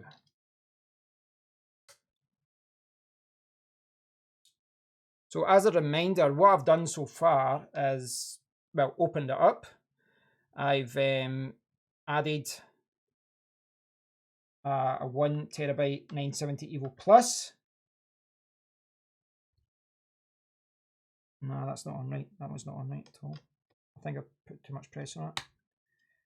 Right, so I need to undo that. I put a 970 Evo Plus here. I put in 32 gigabytes here. There was 8 gigabytes there already. So that's giving me 40 gigabytes. It's giving me 40 gigabytes, which I'm looking to get ideally 64, maybe even 128 down the line. I don't know. I'll need to have a think. Right. So that needs to stick down. Oh, don't do that. Don't do that. Oh dear. That's not what you want. There's something about M2 screws that just do that.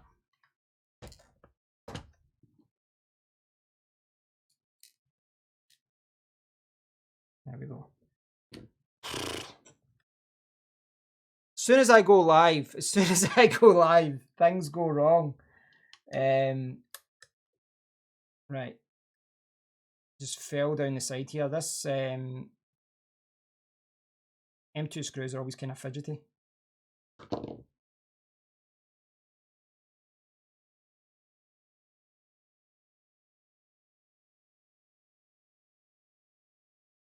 Right. So yeah, see, you can see this screwdriver's quite good in, you know, as far as it works, but it's magnetic wise, it's not. So I'm conscious of the fact that isn't sticking down now. I don't know if I need to stick this. So yeah, that isn't sticking down properly. I think I need to get that down somewhere there. See, that one, the other one doesn't work like that. The other one doesn't have this kind of sticky out part there. So if there's something I need to kind of stick it down.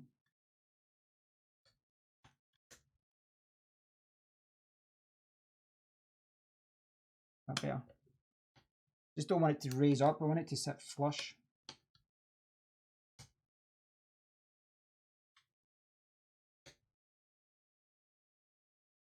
Yeah, I'm not. Right, I'm going to refer to the manual for a second just because I want to double check. I want to double check that's okay.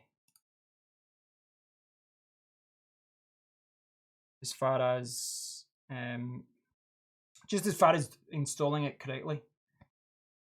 And that's why I've taken a little bit more time today as well. I want to make sure I do everything okay. So removing and installing the SSD module. Right, so replace the SSD, replace the single screw, replace the single, right, okay. So it's saying this one should slot in. So is there a part, there's maybe a part where it's kind of slides in, maybe that's what they're saying.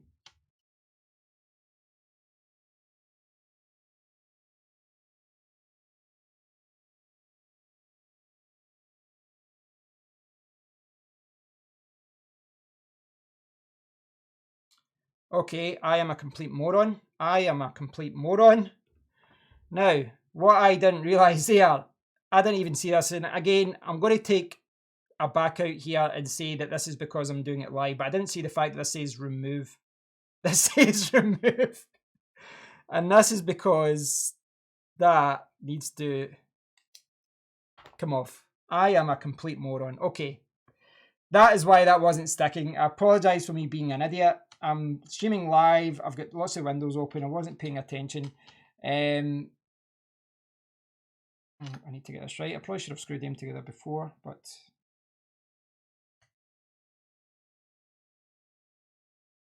yes, I was not paying attention to that. That was,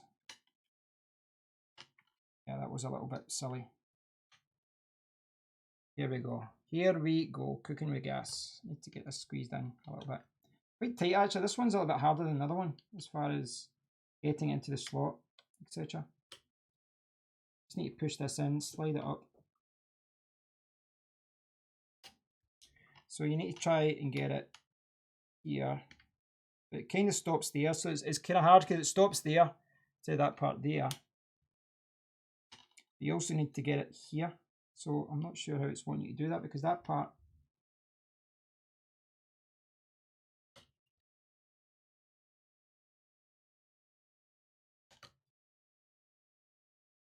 yeah, it's quite hard to fit that flush actually. So the SSD is down, probably tighten up a little tiny bit. Well, again, I don't want to do it too much because I will remove it at one point. So there, I just want to show you what I'm trying to do here in the issue here I've got here. If I can show you this in my hand, because I'll focus it. You've got this little part here, and then you've got this part here. And down here, you've got, if I go down here, you can see that corresponds to this going in there, and this part going in there. So it's kind of like, you know, they kind of slot in. Well, this is like a, yeah, so I think this comes in and hooks in here, like that, and then you push it. But yeah, see when I put it down at the bottom, it's kind of sliding out. So it's kind of sliding out, if that makes sense. It's sliding out when I yeah, it's just the way it's kind of sliding out when I push it one way or the other. I just need to, yeah, that bit seems like it's not sitting as flush as it should.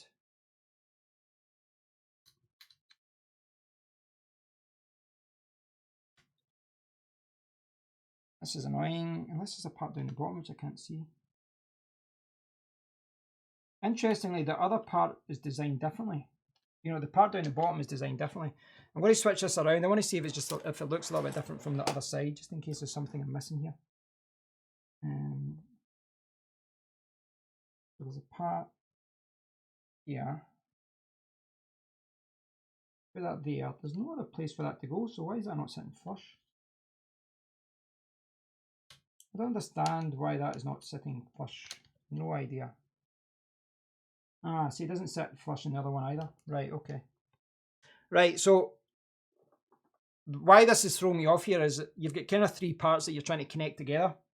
And it looks like the up and down part here in the plastic should sit flush, sit perfectly as if everything's okay. But if you actually look at it on the other side, then they're not sitting flush. They're not sitting perfectly. They're just kind of squeezed in. So I think I need to just squeeze it in somehow and just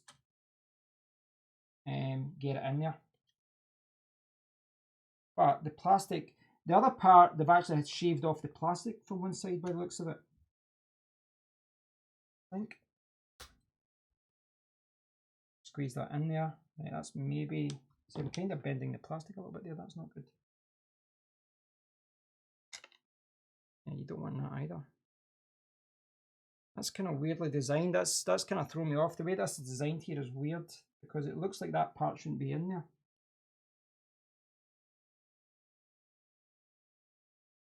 Right. I've never had a problem like this on a motherboard or a laptop before where, and you can see what I'm talking about if I go over to the overhead camera again. So this is the one I'm trying to put on here, and you can see that the screws there are sitting flush, but see this plastic part, that looks like it should be flush in there, right? And the other plastic part looks like, you know, that one seems to be sitting in okay, but that part, that should not be there. But interestingly, the other part over here, this one, it doesn't seem to be there. It's actually like they've shaved it off on the other side. So this part, this thermal part, they've shaved it off. And if you look up here, this one, if I can bring it over here, this one, well, that's kind of different altogether, but it's that one doesn't seem to have anything like that either. It really is down to this part, and it seems to have an extra little bit of plastic.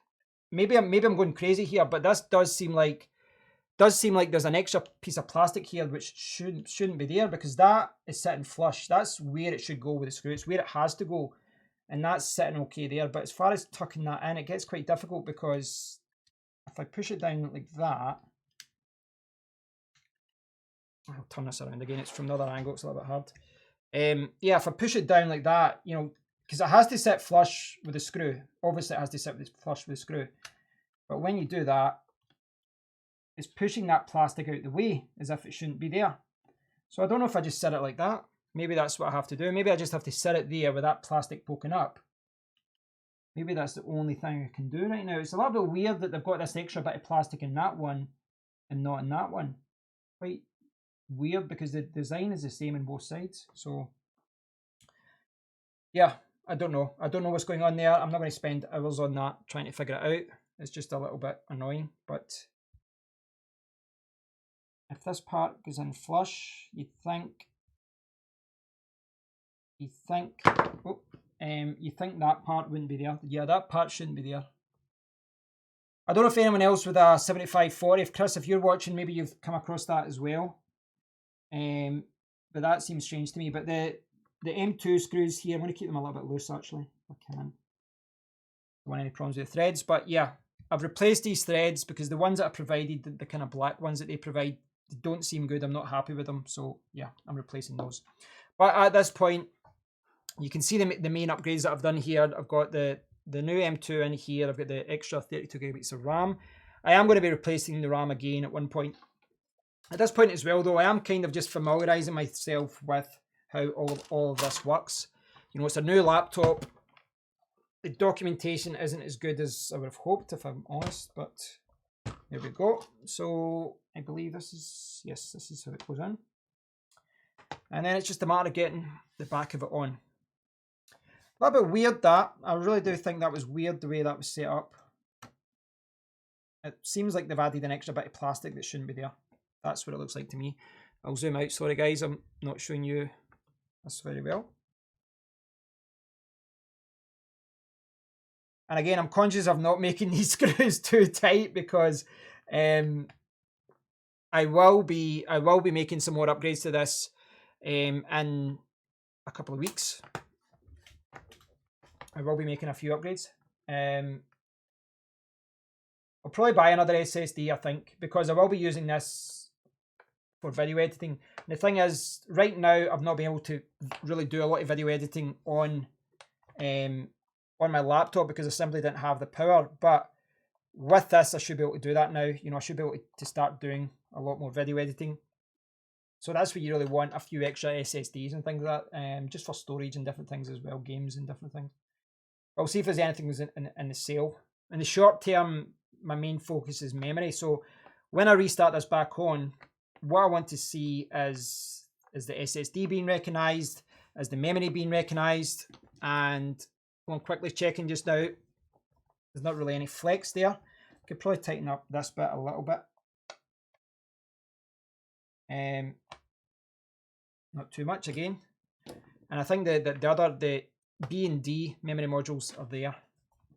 I think I'll need to check this actually. I think no, I've not put this on great. I need to slide this out again. Yeah. So I'm going to put this on. It's not sitting too flush down the bottom. So I'll take these out. I want to try it again. It's weird with my HP ZBook. I've taken it out so many times that I always kind of know how to get it back on. You know, more or less. Sit flush, right.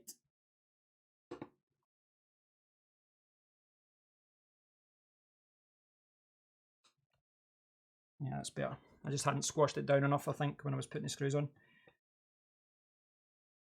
The weird thing, see, because I'm trying to do it on the camera as well, so sitting here flush. There we go.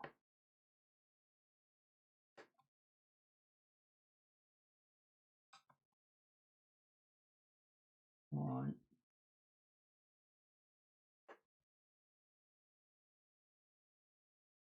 That's better. That's just design. Yeah, I think we're cooking with gas. I think that's all okay. No, I need to check that. Yeah, I'm going to check that again. There's a part of it basically where I could probably just pop it down, but there's always a little bit of plastic you're worried about.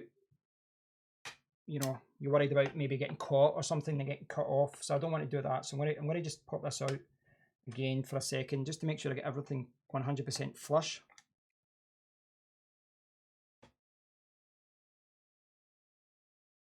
Being cautious, never a bad thing. Certainly with a new laptop when you're still getting used to it. The biggest kind of pain with this as far as upgrading goes is definitely the primary memory modules are underneath the keyboard. That's definitely not ideal. Right, that's 100% flush. I should have did this the first time, but it's okay.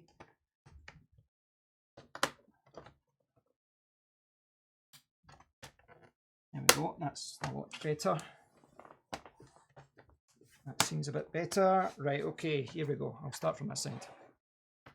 Yeah, it's not ideal that you have to take off the front keyboard, and it's one of those things. I can forgive them for it because there's four SODIMM slots. It's not like this has only got 2 memory slots and they put 2 of them underneath the keyboard. That would be annoying. But there's 4, so you're kind of like, right, okay, I realise you need to put them somewhere. Okay.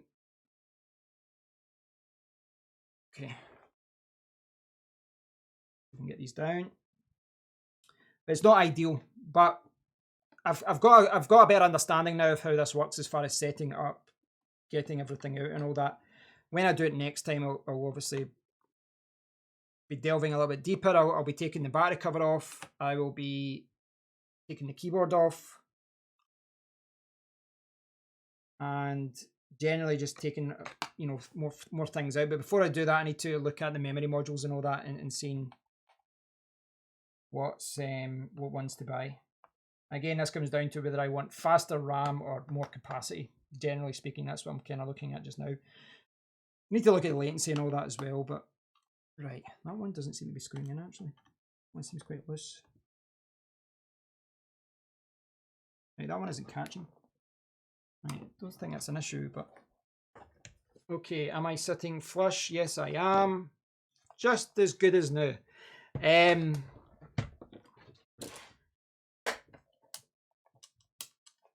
Right, so that one, so everything's in there pretty good now. The only one is this one's here. This one here isn't sitting.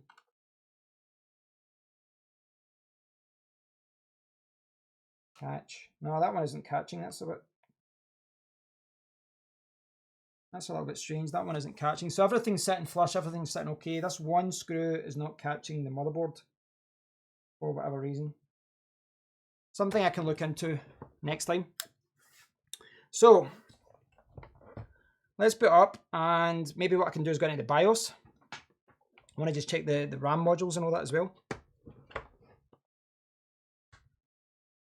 It's a really nice big thick cable. I like that actually. I quite like that's a thick cable. It's not like a little thin thing. Obviously it's delivering a lot of power. Got no idea what it is for the BIOS. I'm assuming it's going to be F2 or escape or delete, one of these.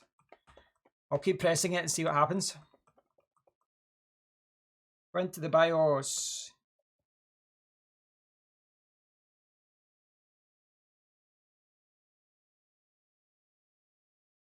I did see a few people saying as well that when you install RAM, when they've been installing RAM, it wasn't switching on.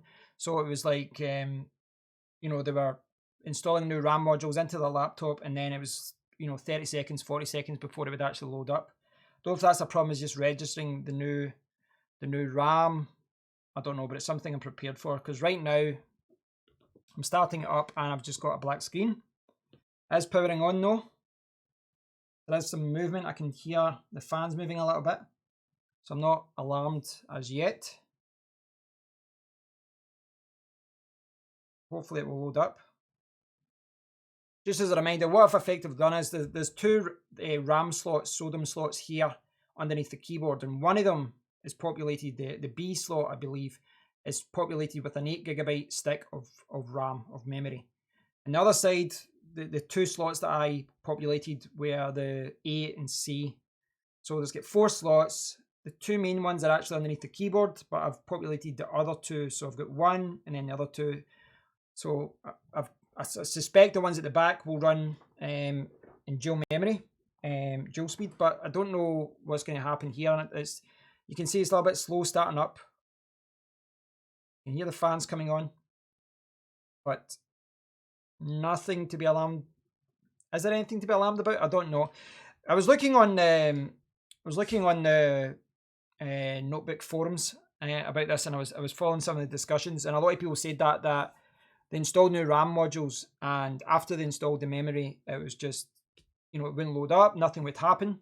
Then other people said, oh, after 60 seconds, after 2 minutes, it actually registered and then it came online. I suspect that's what's going on here. I suspect, but I don't know. I don't know because I've not got like an ideal memory selection here. I've got 8 gigabytes and then I've got 2 different types of memory. Well, same speed, but 2 different types of memory in the other slots. So that's something I need to be aware of. So I'm not sure what's going to happen here as far as it loading up. Nah, I'm going to power this off and then try again. Fans are kicking on there.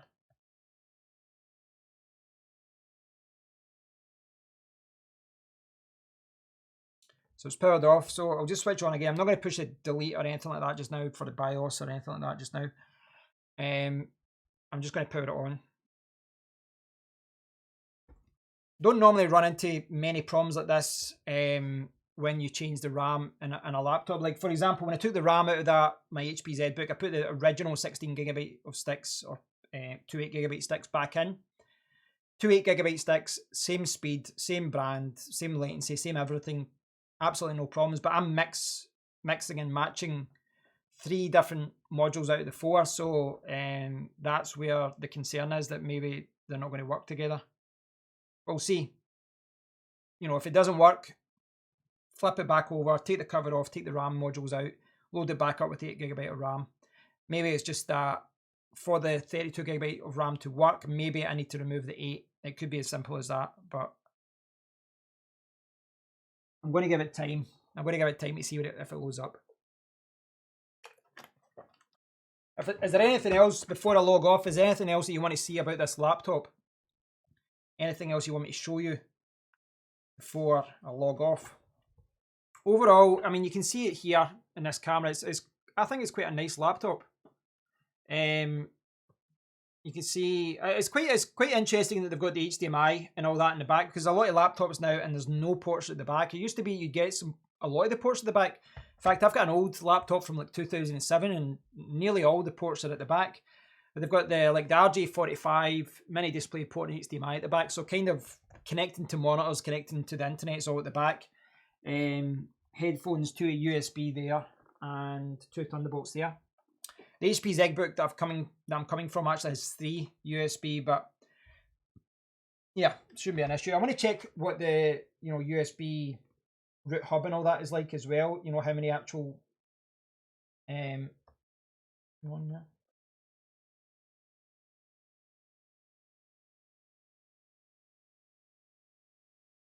I want to check the USB root hub and just see how much USB bandwidth I've got to play with.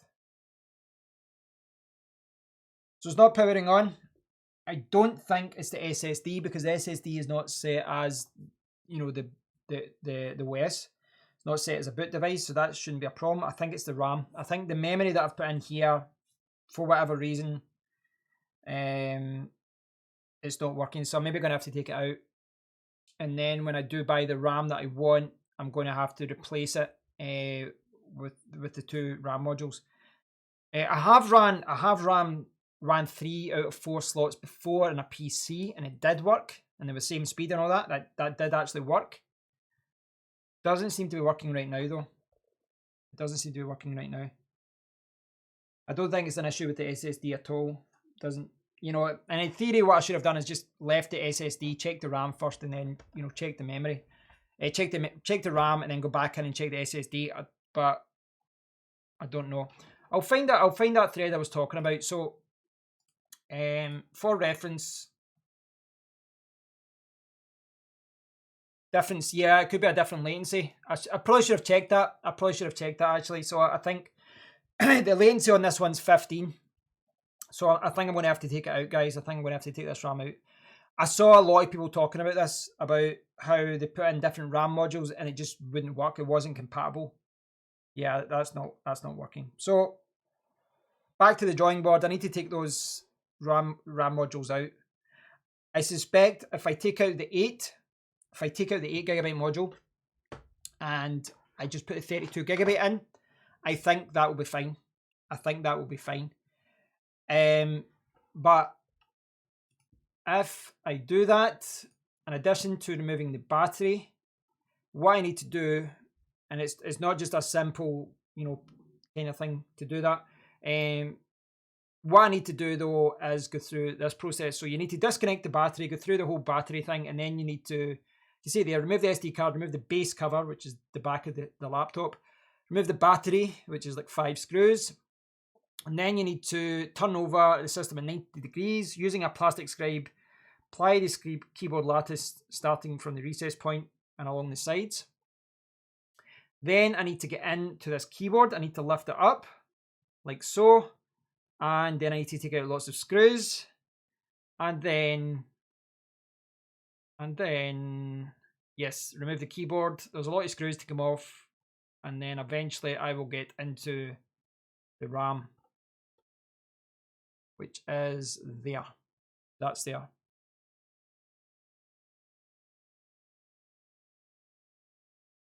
So yeah, that's what I need to go through. Yeah, Chris, I think that's the issue here. I think that's why it's not booting up. I think that's the issue. I think the issue here is that the latency is maybe a little bit different. So the latency in the HyperX that I've got, the latency, and I'm not sure if it says this on the side, but it's CL15, so it's latency 15. I'm not sure what the latency is in the one that they've provided in the RAM module that they've got in there, the 8 GB module. But my plan is to make a decision over the next few days as to what RAM module to put in this, or what 2 RAM modules. And my plan is to put it into the one underneath the keyboard. So I'm going to have to go back in there anyway. So what I'm going to do, I'm going to log off soon, but what I'm going to do is, at this point, is take the back cover back off, take the RAM modules back off, take out the RAM modules, put it back up, make sure everything's okay again, check the SSD, check the latency of the other memory, and then I'm just going to install all my software and get everything working. Yeah, I'll try and get everything working, and yeah, then take it from there. I don't know, there's a part of me that thinks that maybe what I should do is just start, copy over the OS to the 970 Plus. I'm not sure. It's one of those things, as far as copying drives over, as far as copying OSs over, sometimes you're better just starting fresh, aren't you? What do you think, Chris? But obviously the benefit of copying it over is you want all the kind of the Dell setup, all the Dell software copied over correctly and all that as well. So that's something I want to make sure is okay. So this has been an unboxing, a first look, a long look. Hey, Ruben, you've come in at the end of the stream. This has been a look at the Dell Precision 7540. First impressions are, this is a big, bulky laptop. It's heavier than the one I've got just now, but this is a powerhouse. This is a really, really powerful machine with a Xeon 8-core CPU with a very high benchmark, and it's got an RTX 3000 in it. The screen looks quite good. As far as just moving it up, seems quite nice. A lot of nice little touches as far as, you can hide the webcam, the little stuff at the top. There's a fingerprint. At this point though, I really don't know much about this other than, specs and power. I know that this is a powerful computer. I will get used to the keyboard. The keyboard's a little bit smaller than what I'm used to because they've cramped in there a number pad. But if I get used to that, that's actually going to be quite beneficial because a number pad is always useful.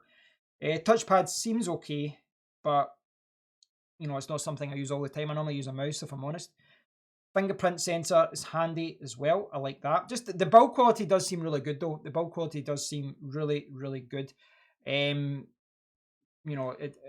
just all seems really good. It just seems like a really well-made laptop. Chris will say that himself. He's used one himself. Yeah, seems really nice. There's a little mark there for some reason. I don't know if that's coming from mine or if that was there already, but yeah, it's basically mint condition. And I got this from the outlet, but it's absolutely mint condition.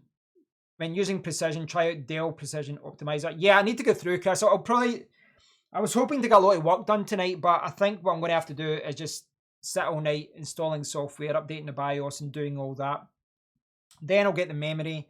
Then I'll maybe get a third SSD or whatever, try and look at another way to upgrade it. I want this, this is going to be one of my main PCs, so I want to try and get as much out of it as possible. I'd love to hear your thoughts on that though, Chris. In your experience, do you go for faster RAM or more, an increased capacity? What do you normally go for? The reason I'm asking is that this can do 2666 and go up to 128 gigabytes, or it can do 2933 or 3200 up to 64. Hi Ruben, I paid 1750 out of the Dell outlet, but new, for this spec, could be another grand. You could actually be another grand on that. You'd want to get 2666. Why is that, Chris? In fact, I'll show you the module I was looking at. I'll show you the module I was looking at.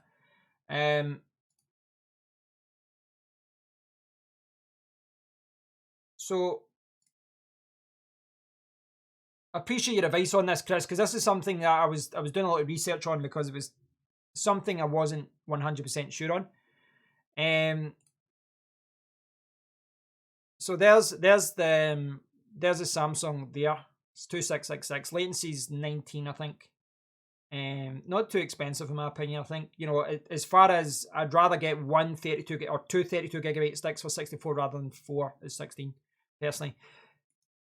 Would that be limited by the CPU and the motherboard though, Chris? Would that be limited because this is a Xenon with 8 cores? I don't know, I read a couple of articles talking about this and they said that, like, right off the bat, the Dell website, if you look at them, they say, the Dell website says that it can do 29333. But this is the UK website. If you look at other Dell websites, you can see here, look, speed 3200. So they're actually saying officially it can support 3200. So it looks like it does officially support it. Kingston memory, I don't think you can't get Kingston memory at 32 gigabyte sticks. Basically, it's Crucial or Samsung if I'm getting 32 gigabyte modules. Yeah, I might do a stream later on, Ruben. I'll be working on this, but later tonight I might try and do a stream. I'd love to hear more of your thoughts on that. Well, right, okay. I'll look into it more. I might just get the Samsung then. I might just get the 32 gigabyte with the Samsung. The reason I want to make it, get it right just now is obviously you don't want to buy 64 or 128 gigabyte of RAM and then go, oh, I wish I got the faster RAM, and then you need to try and sell it and all that. Overall, this is really good. It's a little bit annoying that the RAM didn't work there. Because if it did work tonight, what I could have done was streamed from this PC. I could have, streamed with it, but maybe I'm getting a little bit ahead of myself. Maybe what I'll do is tomorrow, I'll buy this RAM tomorrow or Friday, stick the extra RAM in, and then, see how I got on from there. But thanks for watching, guys. Chris, I would love to hear more about this from the memory point of view from you, but I'm going to have to log off. I've got some things to sort. I'm going to take this back out and take the memory out as well. Unless you want me to stay on when I do that, it's not the most exciting. I just need to take the RAM modules out. In fact, which one am I doing here? Is it this one? That was for the M2, wasn't it? No, it's this one, right. That was for the M2.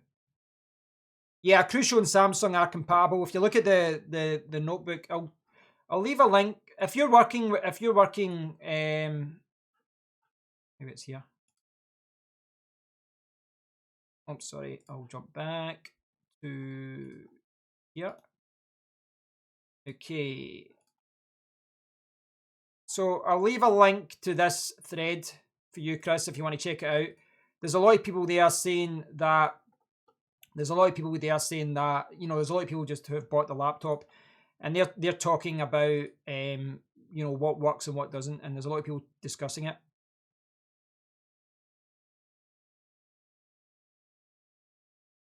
CT2K16. So there's a lot of people saying this one works. If you look at this, they say that this one works.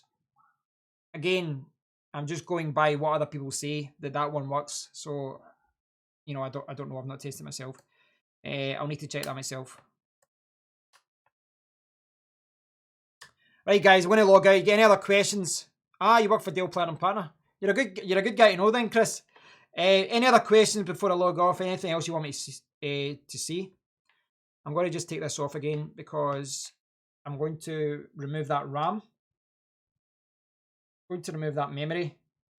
It was worth a try, Chris. It was worth a try. It was worth a try to see that that worked okay.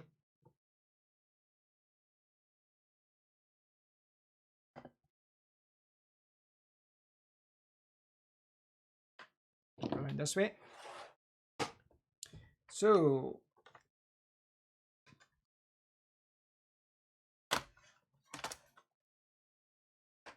here we go. I'm getting better at this already. So yeah, so again, like I was saying earlier on, the problem here is the RAM here. The RAM here, if I can pop this open, these memory modules are not working together. So these would have to go into the primary module slots, but there's no point in me doing that. There's no point in replacing them just now because, well, I'm going to replace those. Did you see Chris? See when I've got you online just now? Did you see what I was talking about earlier with the SSD? Were you online then when I was talking about the SSD? Did you see what I was talking about with the heatsink? I was going to ask you about something with that. No, it does apparently work, Chris. There's a few people that say that they've got it working, the Samsung. There's a few people that say that the Samsung works. Well, according, to that, they say that it's working on that thread. They say it's working. Okay, so I'll zoom in because I want to ask your opinion on this, right? So when I was putting this heatsink on, right, and if I zoom down, you can see, and apologies for anybody that watched this earlier, I'm going over it again, but can you see this here with a bit of plastic, right? So I noticed that I couldn't get this in to sit flush, because if you get this in, you get these kind of tucked in, then this isn't screwing in. When you line the screw up here, this seems okay, but there's an extra little bit of plastic here that just kind of pokes up, and it looks like it should actually be further down and it should be in there. Now, interestingly, this one doesn't have that, which is why this one sits flush. But this one has got this little bit poking up. Now, it doesn't seem to be doing any harm. The heatsink is down, it's all attached. And you can see here, I've actually changed the M2 screws. I put 2 different M2 screws on because, quite frankly, those other ones look like they could be destroyed at any time. I did not like them. They did not look like, they look like they'll give me problems later on, quite frankly. So I've put on the other M2 screws. But this little bit of plastic here, and I don't know if you can see it. I'll maybe see if I can show you that. You can see it doesn't really sit flush. See it there? So it's not a big thing, but it's not sitting all the way down. And if I do push it down, this plastic's going to come off. But that seems to be an issue with them, because this piece of plastic here doesn't have that issue. It's just this one. For whatever reason, they've added a little extra bit. Over here, it's a different design, but there doesn't seem to be any extra bit of plastic there. It's just there. That's the only part that's there. So for a while, I honestly spent about 10 minutes trying to get that in correctly, until I came to the conclusion that it must be their mistake, because when you've got that sitting there flush, you've got that with the screw and the little bit there to hold it in. When that's in there flush, it's just this part that doesn't sit there. So it seems to be an issue with them. But I just wanted to ask your thoughts on that because, yeah, obviously I've not. Yeah, it seems like they've messed up. It does seem like they've messed up in my opinion. Not a deal breaker. It's not like it's a major issue. It's just something I've kind of noted. See if I can get this all flush. It does seem like they've added a little bit of plastic there incorrectly. In fact, I made this mistake last time. You need to do it from here and then push it down.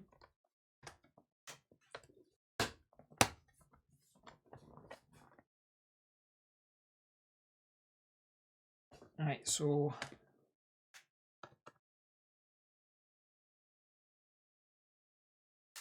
this one, which one was it? I think it was one of these. The middle ones actually didn't screw in. One of them didn't screw in last time. It wasn't connecting to the motherboard. I'm not sure which one it was again. I'll put them in first to make sure they connect in. Yeah, they're in okay this time.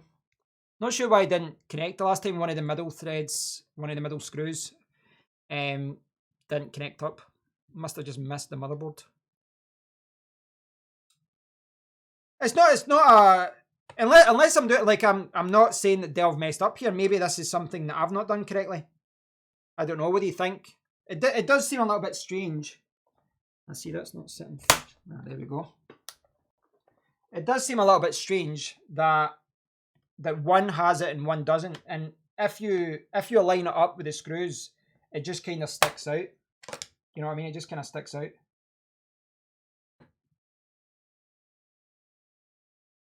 So have a look at that thread, Chris, if you do have time. Have a look at that thread. But there are a lot of people saying that those Samsung ones work. There's a lot of people saying that those Samsung ones work. So in theory, they should be okay. In theory, they should be okay. I think that's everything.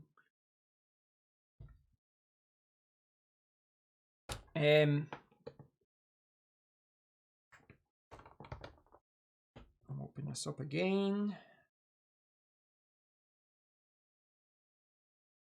Yeah, unless there's something I've messed up there, because the plastic is coming up and I don't know, it just doesn't seem to be, it doesn't seem right. If I'm honest, it doesn't seem right. Something seems, it just doesn't seem like it's right. I don't know.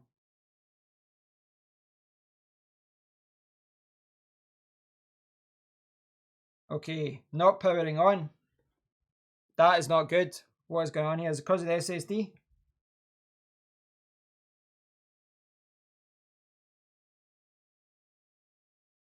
That is not good, Chris.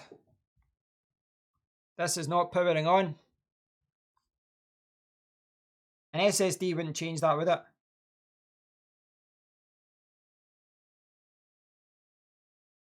It's because I changed the memory. Would that make it slower loading up?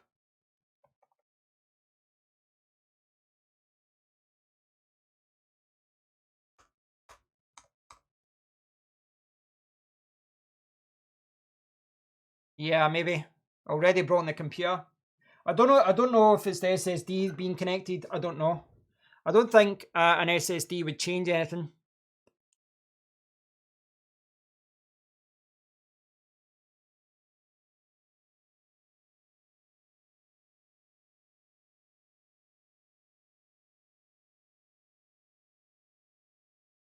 What do you think? You think there's anything wrong here? Seriously?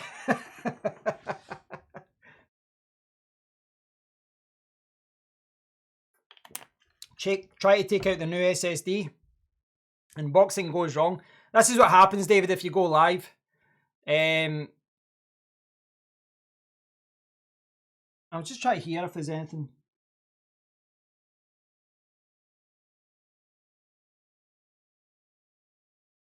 Would an SSD cause problems like that?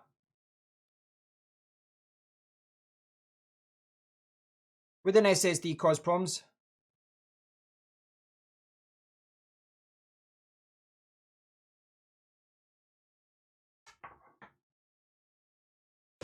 What do you think?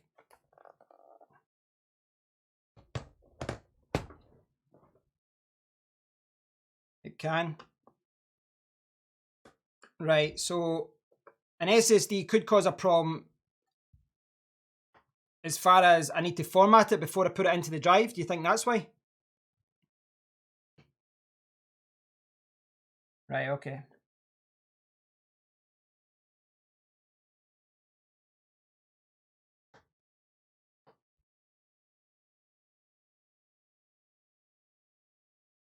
No, that's okay. I mean, it could be as simple as, so basically in the SSD that I added there, the SSD is not a boot drive in my HP. It was a storage drive. So it was used as a storage drive, and yeah, if it was a boot drive, the BIOS would have been posted. Yeah, but we'll see. See what's happening here. Yeah, there's definitely something wrong with that design with the plastic.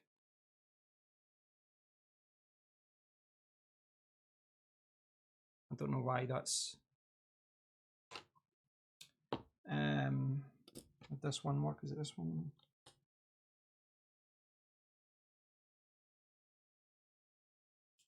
It could be. It could be that what I need to do is copy my files.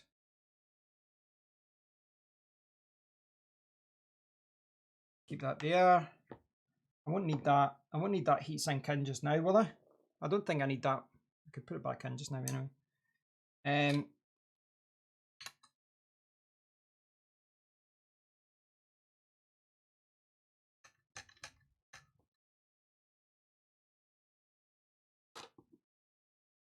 Right, I'll leave that out just now. I should be okay leaving that out just now. That shouldn't be a problem. Does it work then? Have to put it right. So here's what I need to do, right? Turn it on now, don't put it together. Yeah, but you think so? Okay. I'm just conscious of the fact the back is open.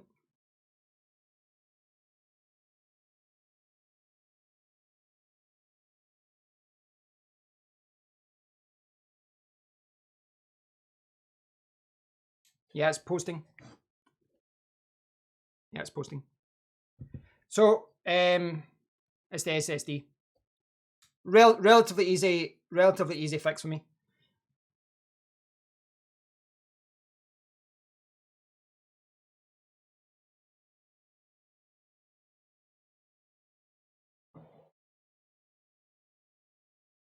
Right. So that's good. We know everything's okay. We know everything's okay. So, maybe it's the SSD slot. It could be the SSD slot, but what I'm going to do, so obviously I'm doing this live, but what I'm going to try and do to troubleshoot it, and I can stay on live if you want. I can stay on live if this helps you, but it would take some time. It would take some time for me to do this. No, it's not. The other laptop is the OS. So basically, this one has got YouTube videos on it, and it's probably got like 200 gigabyte of videos on it. You know, I used it for the cache file for video editing and Photoshop and stuff.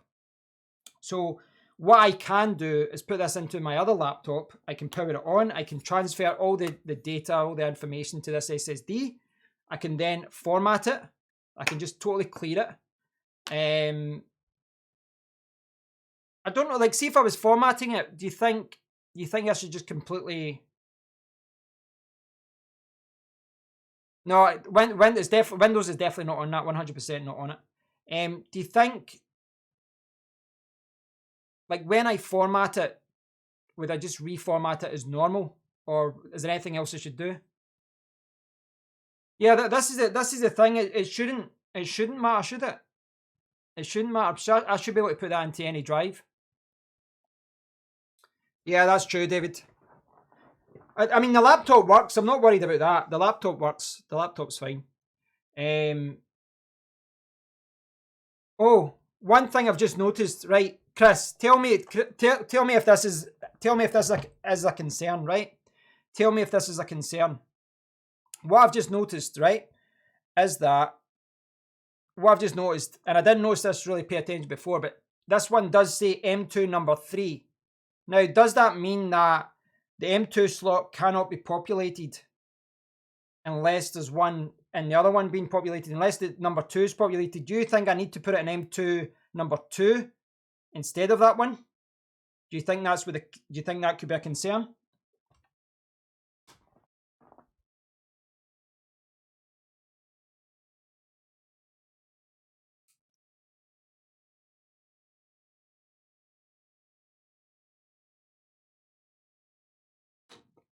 What do you think, Chris? What do you think, everyone? Sorry. Do you think that's because it does say number 3 there now in the service book there? Yeah, it's just a little bit annoying that. Right, so where is the? So I think that could be I think that could be the issue. It could be that I need to put it into the other one. What do you think? See, before I reformat the drive, you think I should try and just slot number 2? What do you think? Slot number 2 or slot number 3? This thing is not magnetic. That's annoying.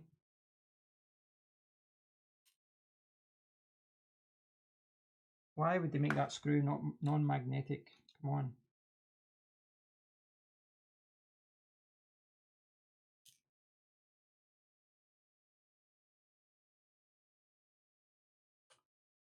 This is one of the most annoying little screws ever. Can't pick up with my screwdriver because it's not magnetic at the top.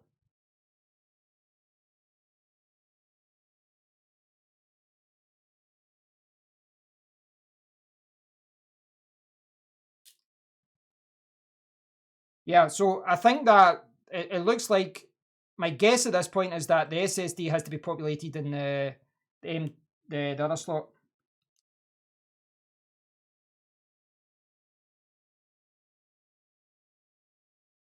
This is an absolute nightmare to get this screw in. Come on, this is a nightmare. See, because this isn't magnetic, it just kind of floats about into the wrong position.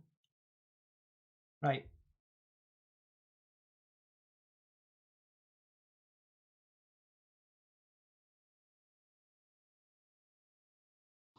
I'm going to put that heatsink back into the position.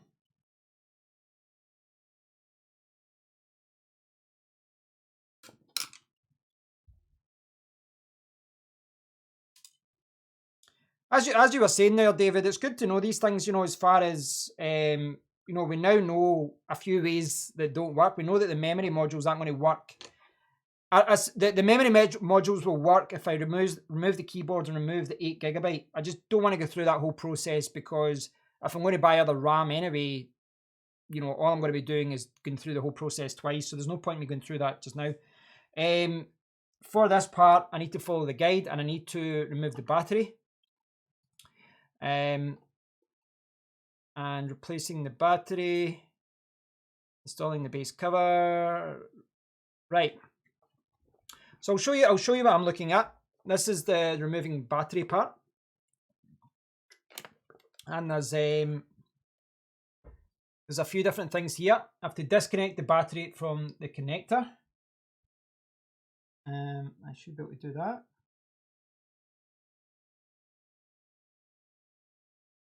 And there's a few screws as well.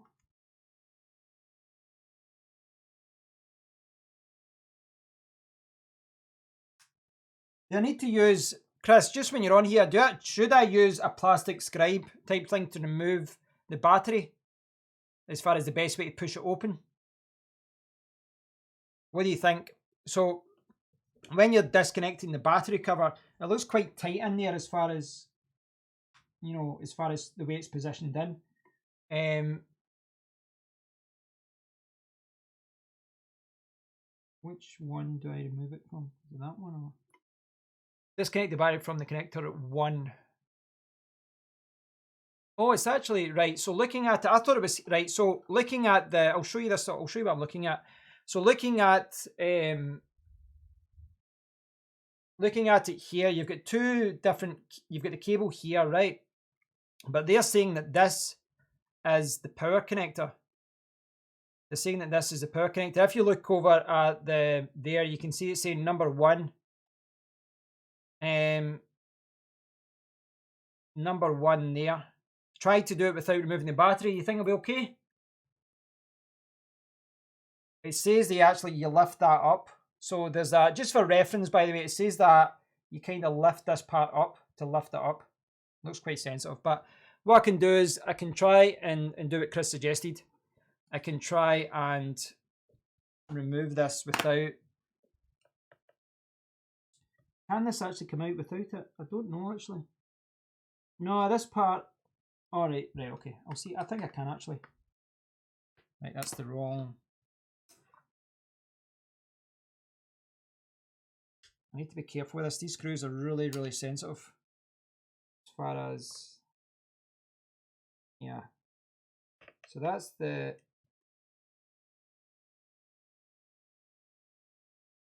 I need to be careful with these because see these screws, they're really, I replaced these ones. These are my own M2 screws. These ones I don't like. They seem to thread really, really easily. I really don't like that. It's something you need to be careful of.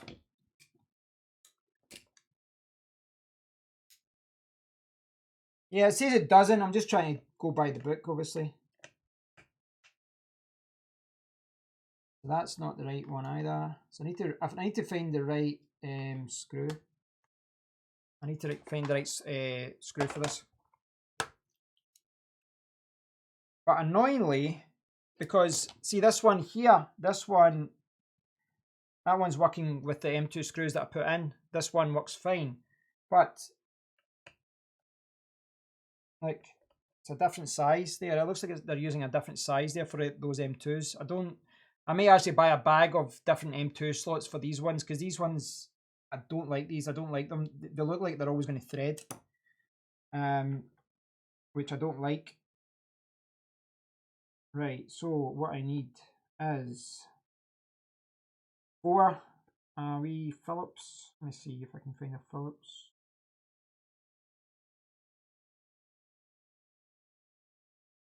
Perhaps it's this.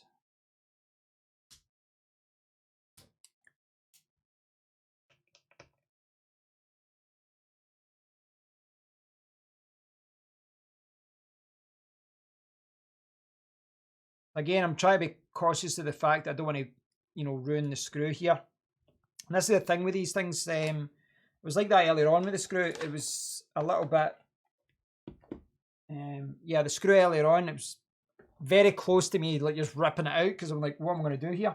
So I don't want to go down that route with these ones either. But these were working with the other M2s.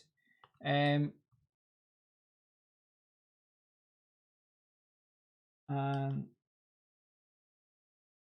I mean, this is what's annoying me because, like, see if you look down here, right? This screwdriver, right? This one here. Look at this here, and like screwing it in. It's all good. It's all working. It's all good. Fine. Same. This works here as well. Put some pressure down. Yeah, that's all good. That's fine. This one.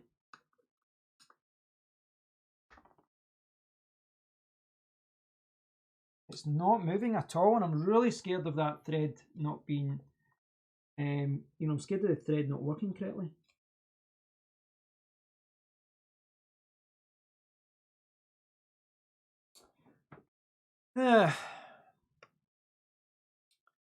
Right, so I need to find a different screw. I mean, it's one of those things I can maybe use a tape again. Maybe that will help it work, but I don't know.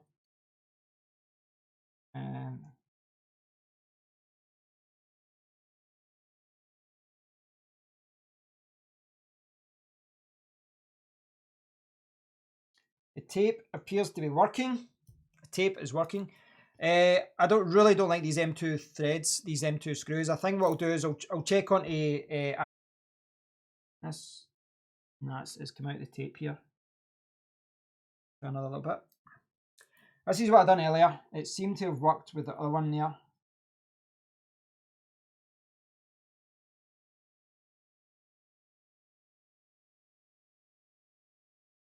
No, I'm coming through the tape.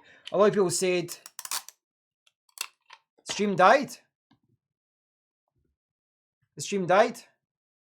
Can no one see me right now? You guys should be able to see me okay. Stream resumed. I think that's a YouTube thing, guys. I think that's a YouTube thing. Yeah, I think it's a YouTube thing. YouTube, for whatever reason, the stream goes up and down every now and then. You know, it's a little bit annoying, but it does seem to do that. Apologies. If it happens again, and you know, I'll tell you when I'm going offline. If I just go offline like that, suddenly it's probably YouTube.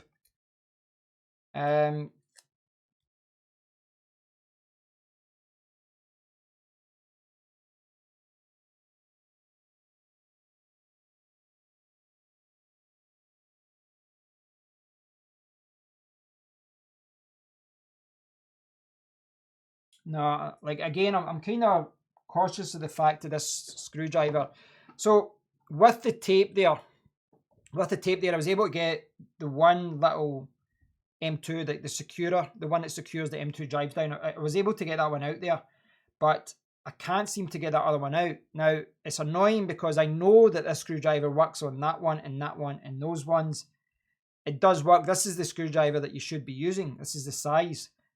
But they've put it in so flush and so tight that I can't even get into it. And there's always that risk. There's always that risk that you mess up the thread so much that you can't get it out, and then you need to get in pliers and different things, which would be near impossible in that kind of area because it's so close to other bits of plastic. So I'm going to try this again with tape. Maybe this is what I need to do. A little bit harder to get this one though because of the where it is.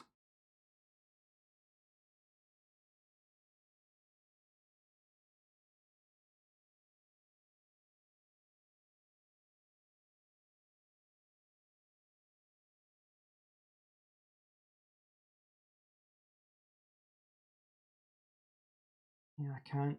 Yeah, I can't get that. And the screw, I'm conscious of the screw getting messed up as well. These screws are awful. These screws are absolutely awful. I've not had that in any motherboard like that badly before. Those screws are really, really badly. If you're buying a Dell, certainly in the Precision range, I would try and replace the M2 screws because the ones they use are just terrible. This thing's sitting so flush that like the screwdriver that should work with it isn't working with it. I'm at the point now where, I'm trying to.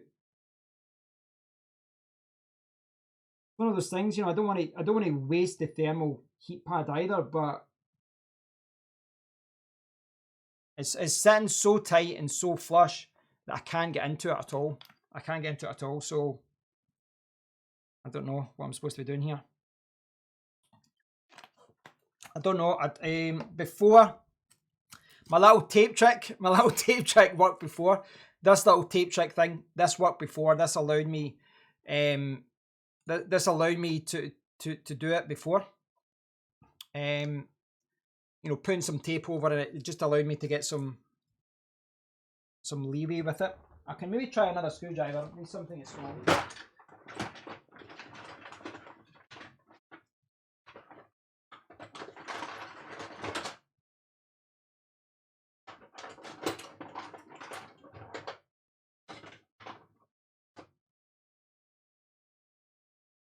See, that's like a Torx. That's not. No, it's not.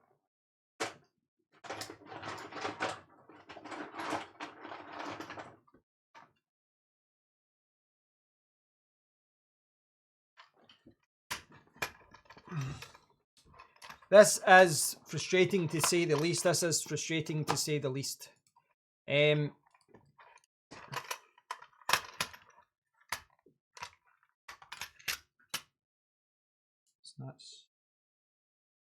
that's the one again. Right, what have we got here? 2 millimeters.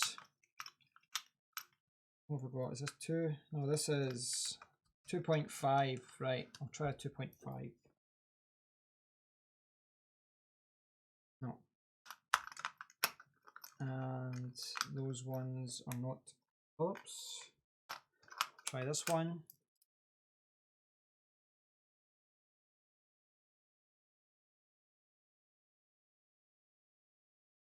No.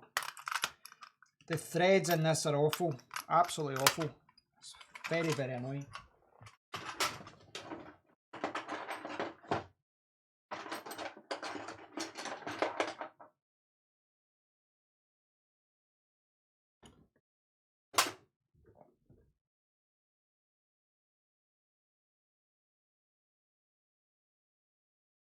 This is actually bigger. This is a 3 times 50 millimeter. That was the one I was using before. Sorry, that's not the one I was using before.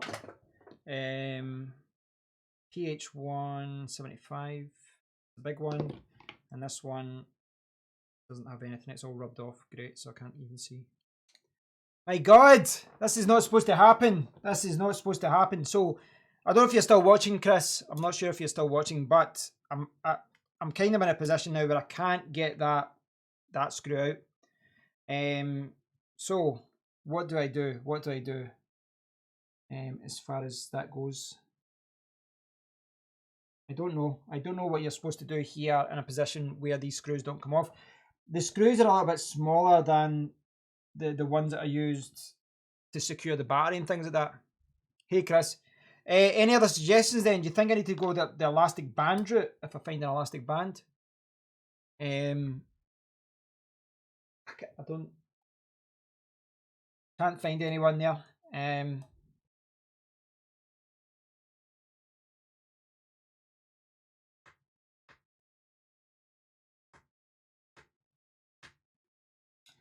They've put these on so flush. Honestly, Chris, this isn't my first laptop. It's not the first time I've tried to change RAM or put in an SSD, and I've never seen them put like a screw in. The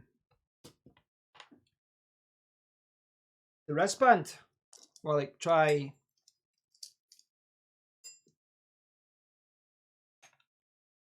What, as far as this to put it down like that? Is that what you talk about, Chris? Like, you mean like that? Is that what you talk about? I'm confused. A rubber glove, maybe.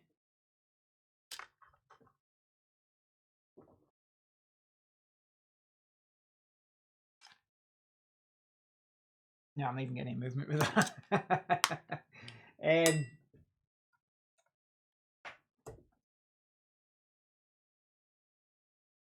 I thought the tape would have worked again. I thought the tape would have worked, but it doesn't seem to be.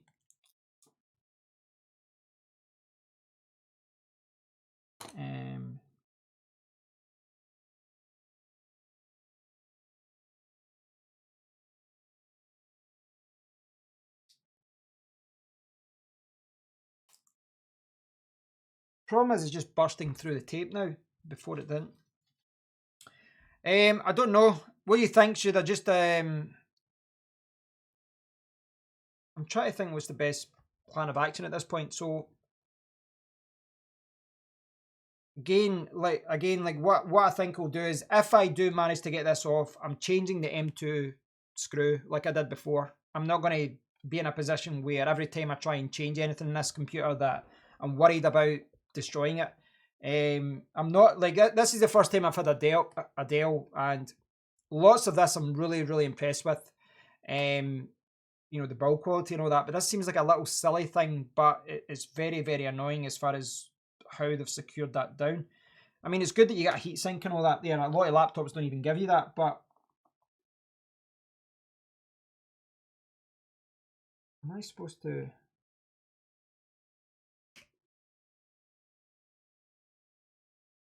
Maybe I do need to lift the battery up then, Chris. Maybe that's what it is. What do you think? Do you think I need the battery out? Maybe that's what it is. I don't know. I think you're right though. In theory, I shouldn't have to format the drive, and in theory, I shouldn't have to disconnect the battery either. But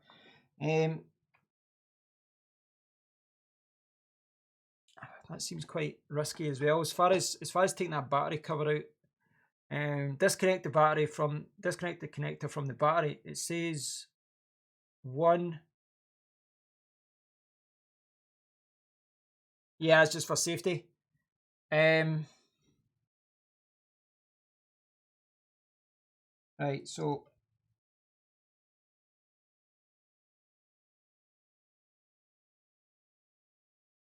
So basically this is stuck down here, right? There's like a little sticky pad that's holding it in. Try to see if there's anything.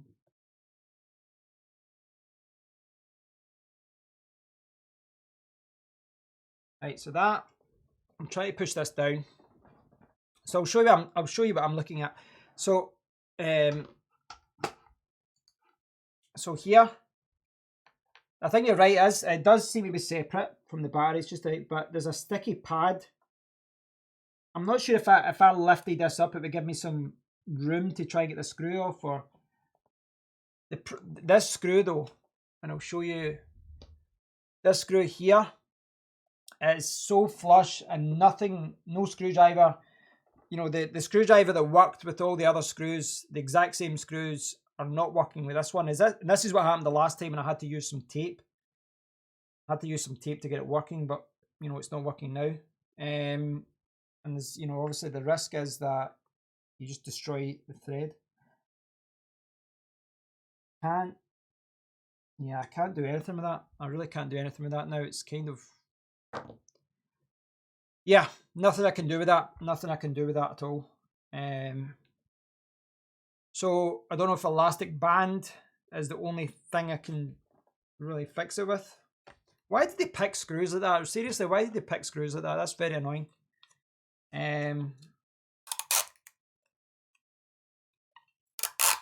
Before this tape worked, which is why I'm trying to do it again, but I don't know. I don't know what's going on here.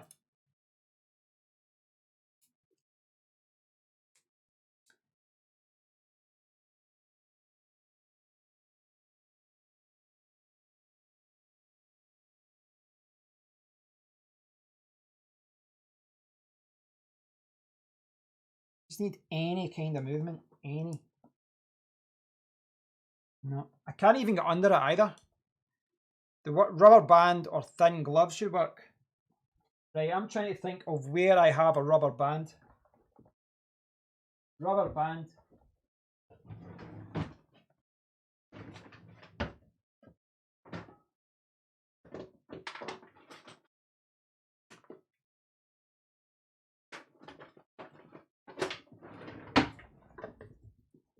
Thicker tape. I'll try thicker tape just now.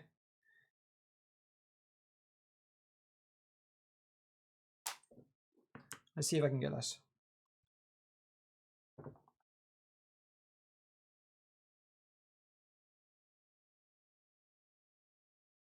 Right one? Yeah. I'll just double check. This was the same one I used. Yeah. It's the same one. It's the same one.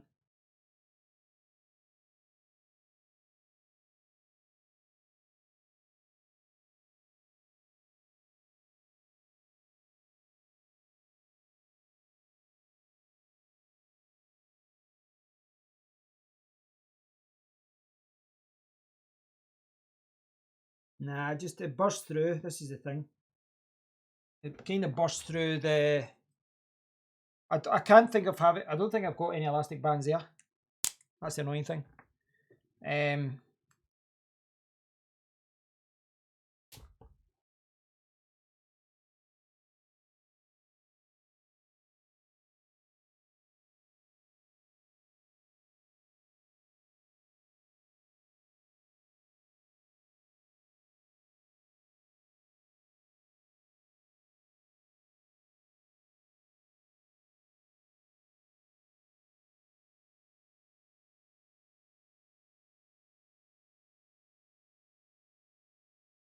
Nah, the screw's starting to get damaged as well. Yeah, the screw's gone. The screw's almost gone now.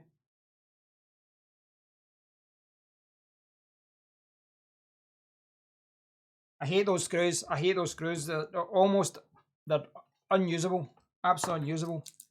I used the exact same one that worked in the one over there.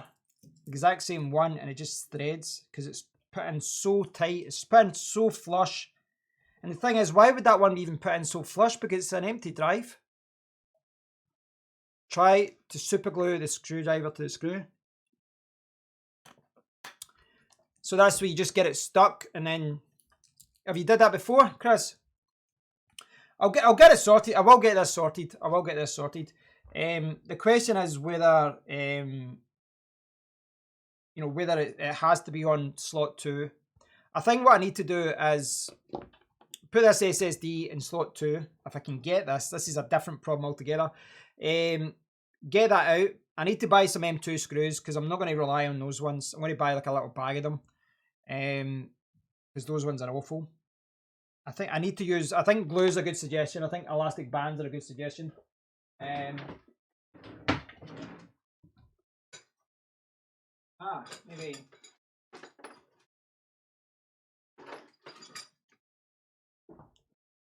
Would fabric work? Would fabric? At this point, I'm going to try anything. Can you guys hear that? Can you see the fireworks in the background?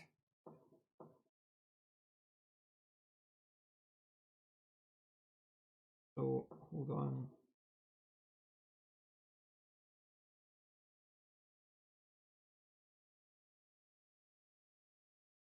I'm going to burst it. I'm going to burst an aneurysm. Burst my blood vessels here. Nah, this is... The thing is, you don't want to damage the motherboard either. The screw's gone. The screw's gone, man. That's very annoying. That's a piece of crap. Usually rubber bands work. Right. I'll try that. The laptop works fine. Obviously, as you know, you saw that booting up and all that. The laptop works fine. Not ideally how I wanted this. It will fill the gap. Give me 2 seconds then, Chris. I'll see if I can find an elastic band. I'll see if I can find one.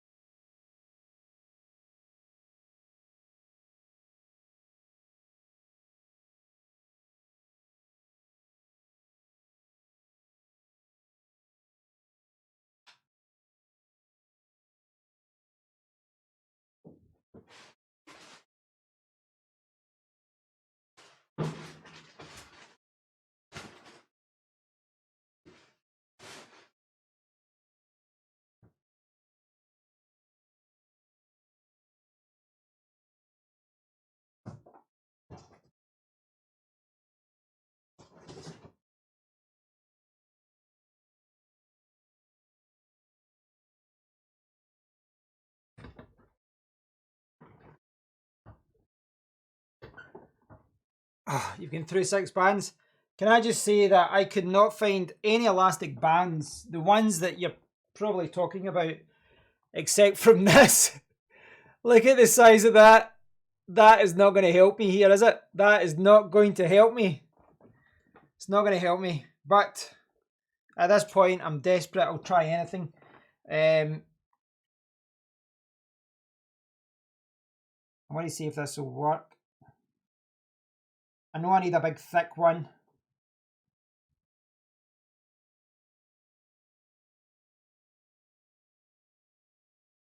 The problem is this is just pushing it out.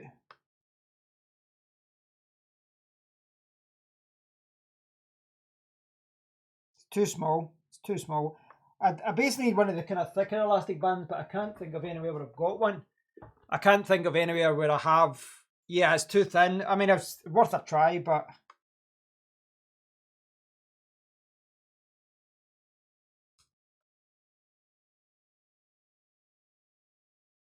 it's hard to even get it aligned there.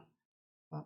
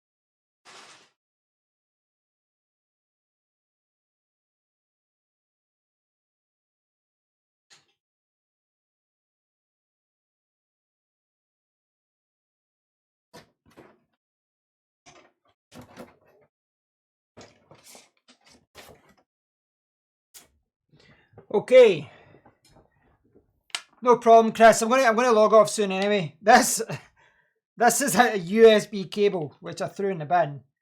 It's kind of rubbery though.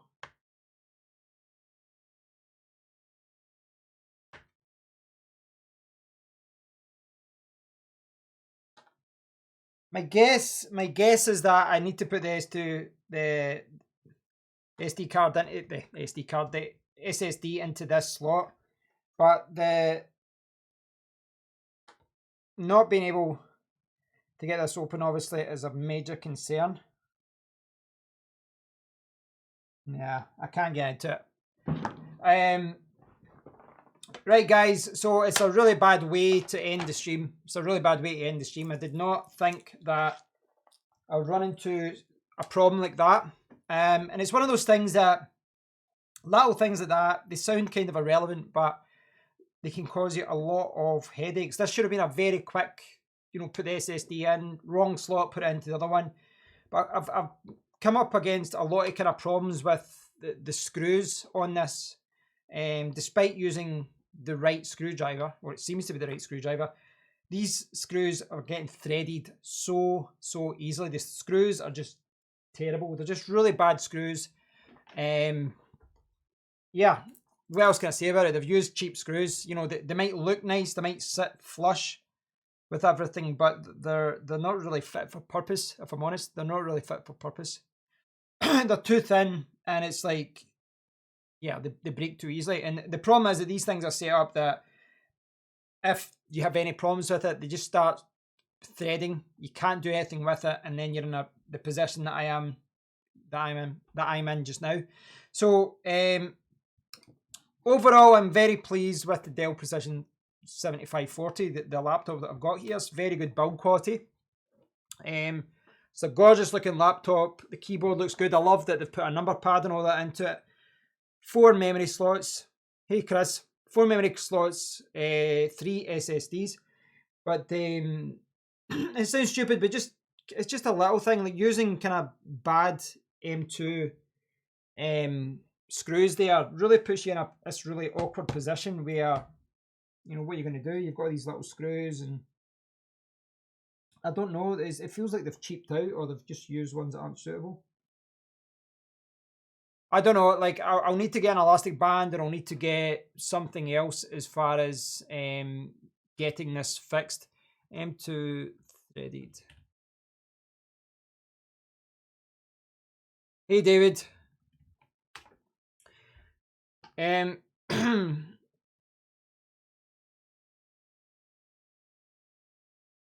So I don't know if there's a way for me to. I don't know. I'm kind of hitting my head against the wall here. As far as how I get this going.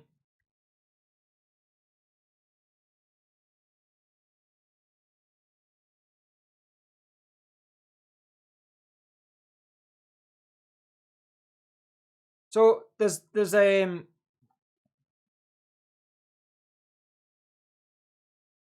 I'll see it like I'll have a look at this just now, right? So I'm looking what I'm looking at right now. What I'm looking at is how to remove stripped screws, laptop screws. I don't know why captions just come on.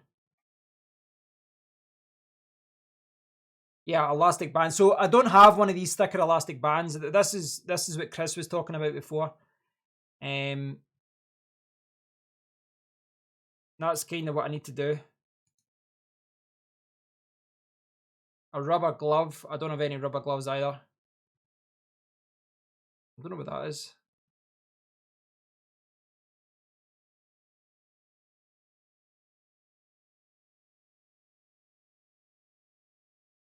He said it's got stripped laptop screws as well, but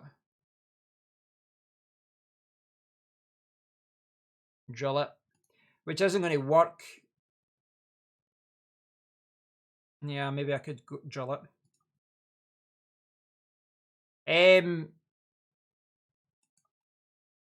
Hi David. I'll send you a free link, David, if you want. Send me a message for Rise Forums. To be honest, the sign up fee for Rise Forums is just to stop spammers. That's all. Just to stop spammers. That's it. So it's the easiest and quickest way to stop spam. Just put in an introduction of a membership fee. Right.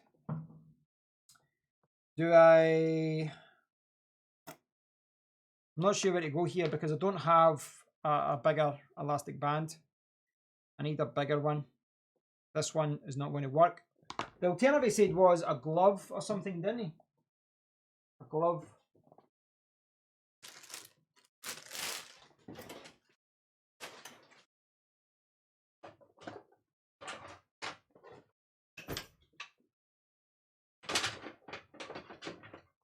Try a different screwdriver, it also said. It's not going to work, but not going to work, of course.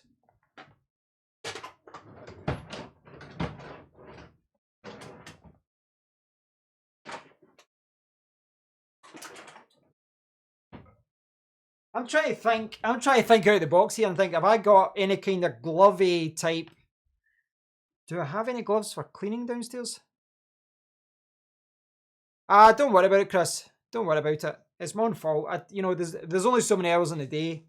And there's only so much time you can spend checking things. Right.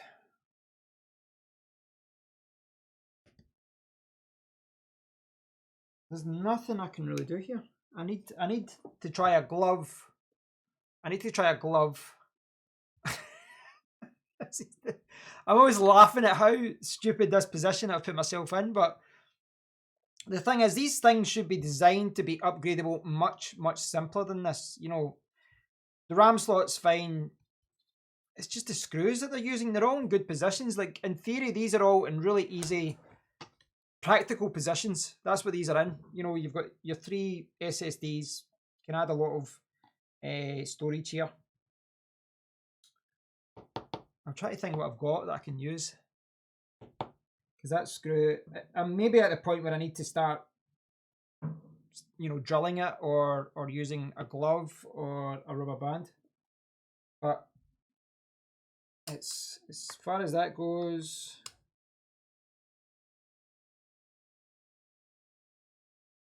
it's very annoying. Dell, bad Bad Dell. Right, guys, I'm going to have a look at the different things that I can use. Try and get this thread out. If I get this out, my plan is to try this 970 Evo, see if it works. If that works, then good. If it doesn't, then what I can do is format this drive, copy the stuff over to another drive, format the drive, put it in, and then take it from there. It's just this thread. It's such a little thing, you know. I will have to go and buy some. I'll need to buy some M2 screws because the ones that they are providing are absolutely awful. But I can't think of anything else that I've got right now that I could use. Have I got gloves downstairs? Right, give me 2 seconds. I'm going to check in the kitchen, see what I've got. I'll be back in 2 minutes.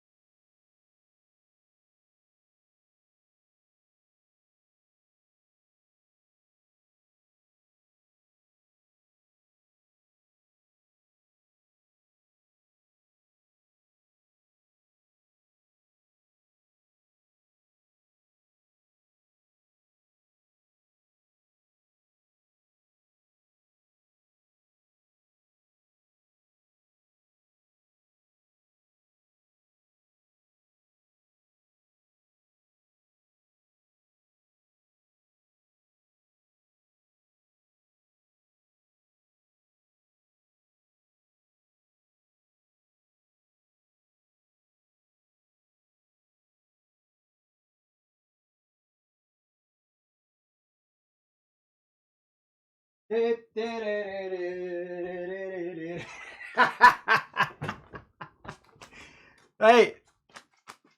I found gloves in the kitchen. I forgot I had these actually because I've not used them in ages, but I found gloves. Now, Chris, is this what you're talking about? Rubber glove?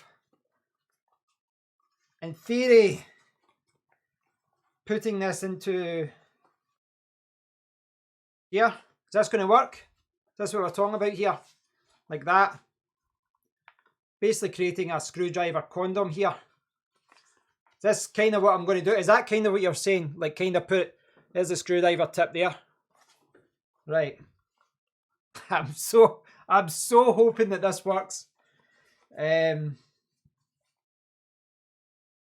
the other M2 screw. Keep over there. Right. Can I just say it's the most bizarre thing I've done on my channel for a while? Right, so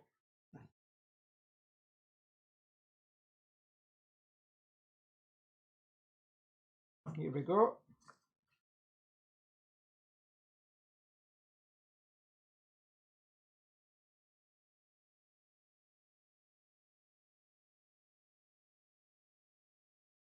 Don't think I'm getting any movement on it. That's quite hard to see when you're doing it with this.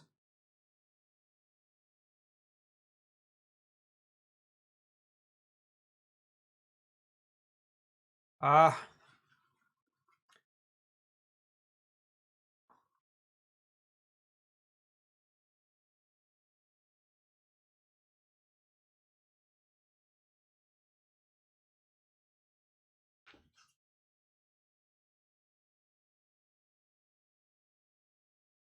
Can't even see what I'm doing here.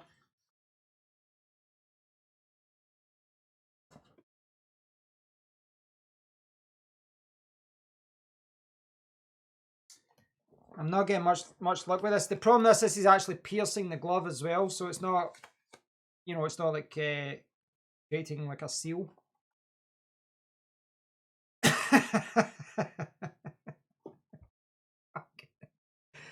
I did not expect this to go. Surely there's something I can do. Surely there is. Surely there's something that I've got here that's going to help me get this out.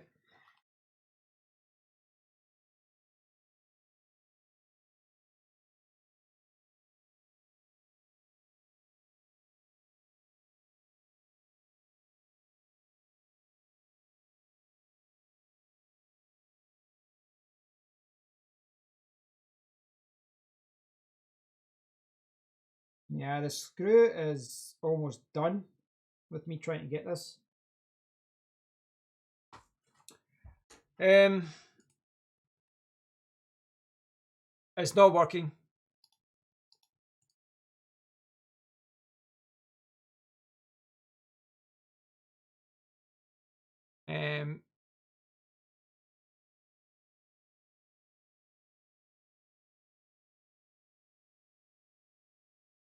Is the camera set to mirror, or are you rotating it the wrong way? What this camera?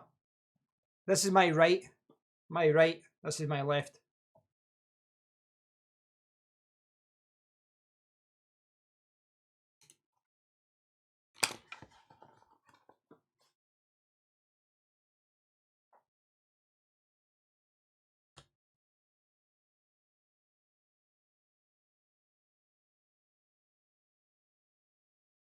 I'll try again. Try again.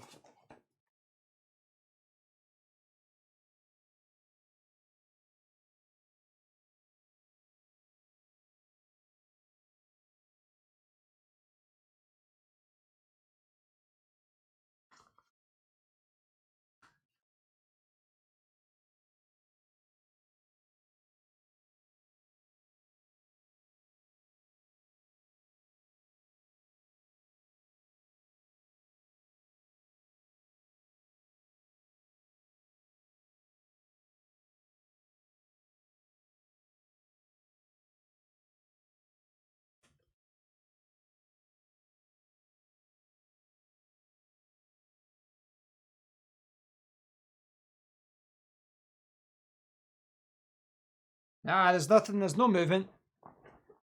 Just the paradox. No, I mean I'm turning it the right way. You know, I practiced before I did that. I moved, checked it with that screw to make sure I was going the right way there. Yeah, the thread's done. So it's just a matter of how I get this out.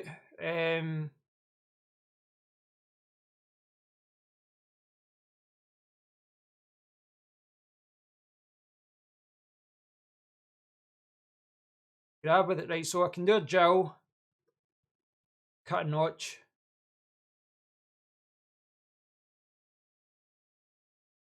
One thing I could do, maybe, what I can maybe do is try a bigger screwdriver and just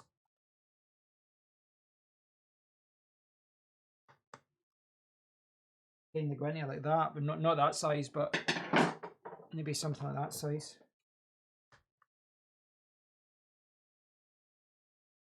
So maybe I need a thicker screwdriver. I'm going to try it.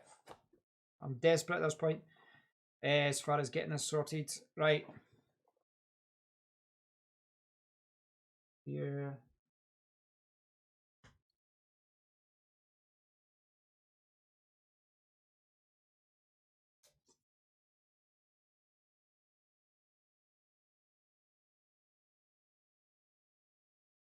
I'm not actually moving that there.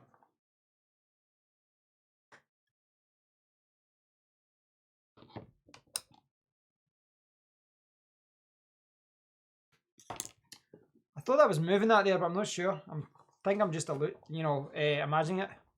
Try the bigger one. Yeah, I'll try that.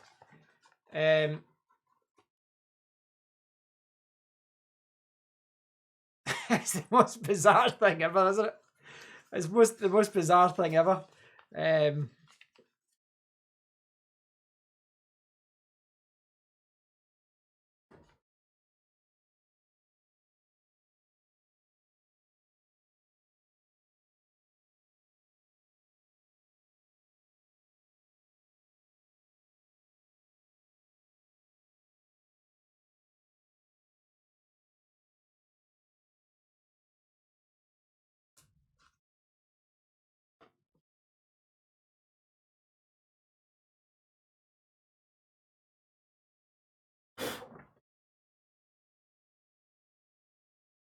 Yeah, I don't seem to be making much headway there, as far as doing that.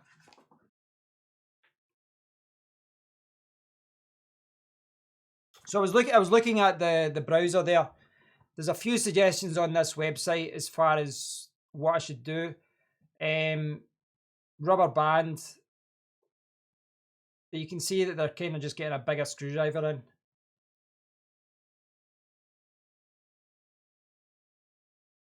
A drill. I might just end up having to go with a drill. I'll get my friend. You can get a screw extractor. Yeah, I may have to do that. My friend Michael is he's really good with things like that. My friend Michael could probably come round and help me get that screw out. I reckon he'd be able to get it done.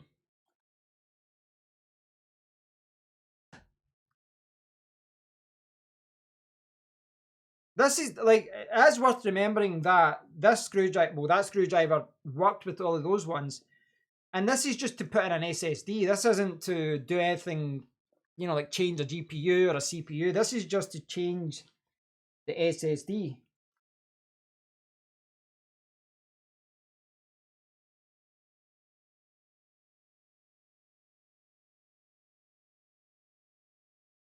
I feel like I'm making a little bit of movement, but then when you look at it, I'm not.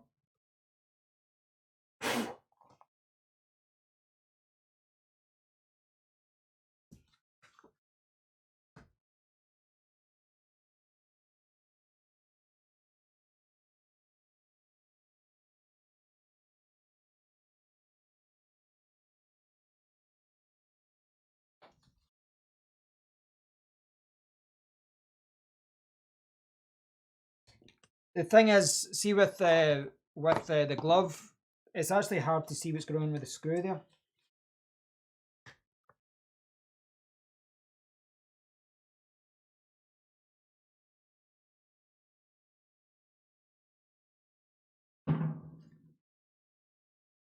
Yeah, it's not.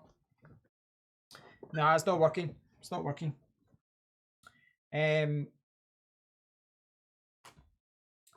I don't know. I mean, I don't know. In the short term, what do I do? In the short term, this is what I need to start thinking about. If this one's out of the game, maybe what I need to do is put the SSD into the other laptop, reformat it, copy the files over. So it's a major pain in the ass though. This isn't unique to me though. This isn't unique to me. One of the discussions that I've seen, let's see if I can see this.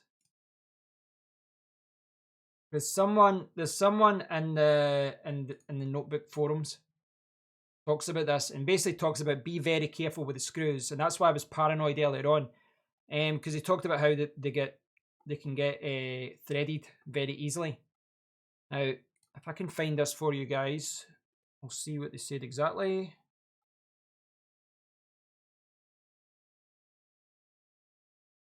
There is a comment about this somewhere, about being careful. But there are some people that have had problems with this already. This seems to be a common problem with this laptop. Yeah,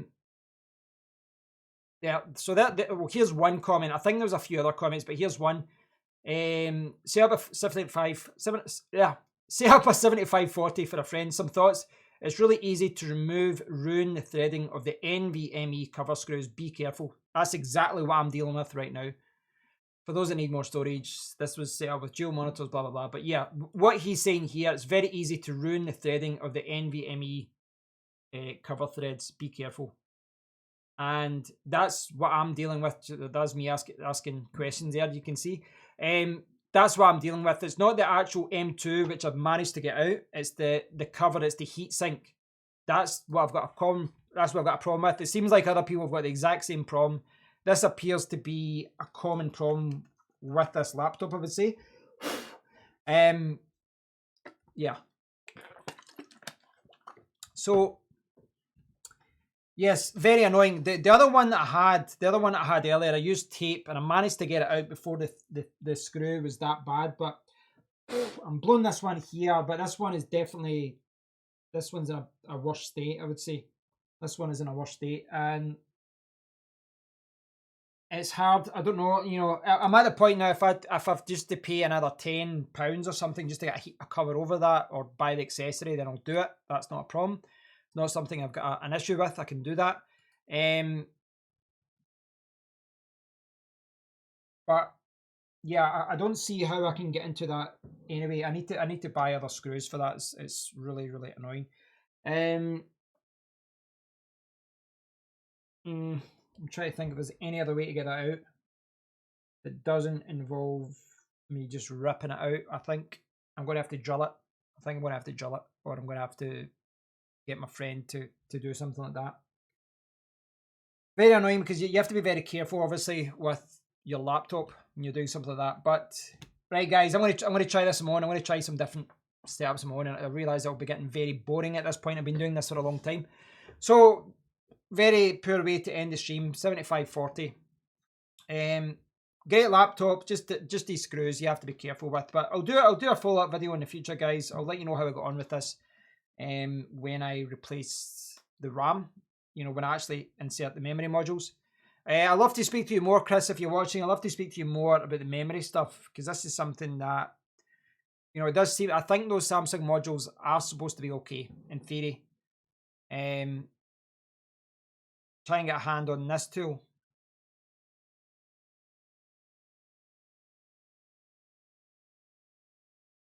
Yeah, if you post a link, Chris, maybe if it blocks it, I'll okay it. YouTube sometimes stops the link.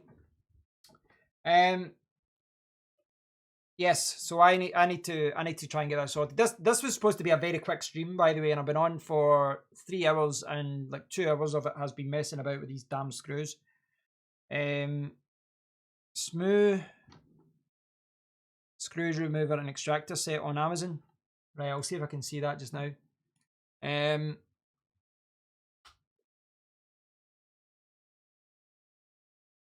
Thanks, Chris. I do appreciate your help with this. It's not. I mean, it's not ideal. This is one of those things, and it's, you do a live stream, you don't think you're going to come across something like that. Okay, so what Chris has recommended there is something like this: damaged screw extractor, SK Moon. There's a few different options here. Which ones do you recommend? Just any?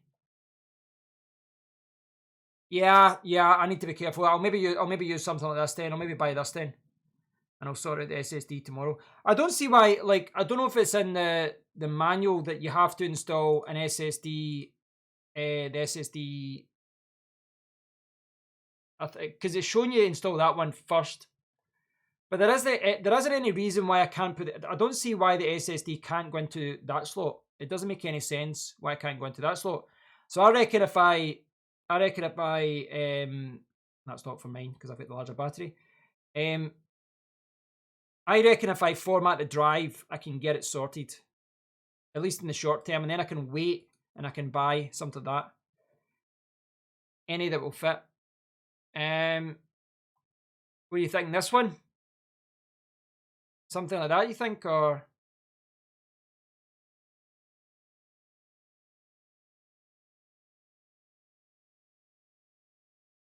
They're actually for, those ones seem like they're for drills though. Extractor set. Those are just for a drill. You'll still have to use them with a drill, won't you? Yeah, I'm gonna have to buy something like that for that. Any that will fit. Yeah, I'll look into that. Thanks for that, Chris. I do appreciate your help with that. What I'm gonna do when I finish the stream, when I close the stream, I'm going to put this SSD into the other drive, copy the files over, format it, put it back in, see if it works. Hopefully it works. And then get the files over there. And that'll help me see, you know, that'll help me get the SSD in. I can also try and swap the drives in the slot 1. Yeah, that would work, but I don't want to mess about too much with the BIOS. I don't see why this wouldn't work anyway. Unless there was something I didn't do right there as far as putting the SSD in. Do you think there's anything I could have messed up there when I was putting the SSD in? You think there's anything that I could mess up with as far as, I'll get this rubbish out of the way.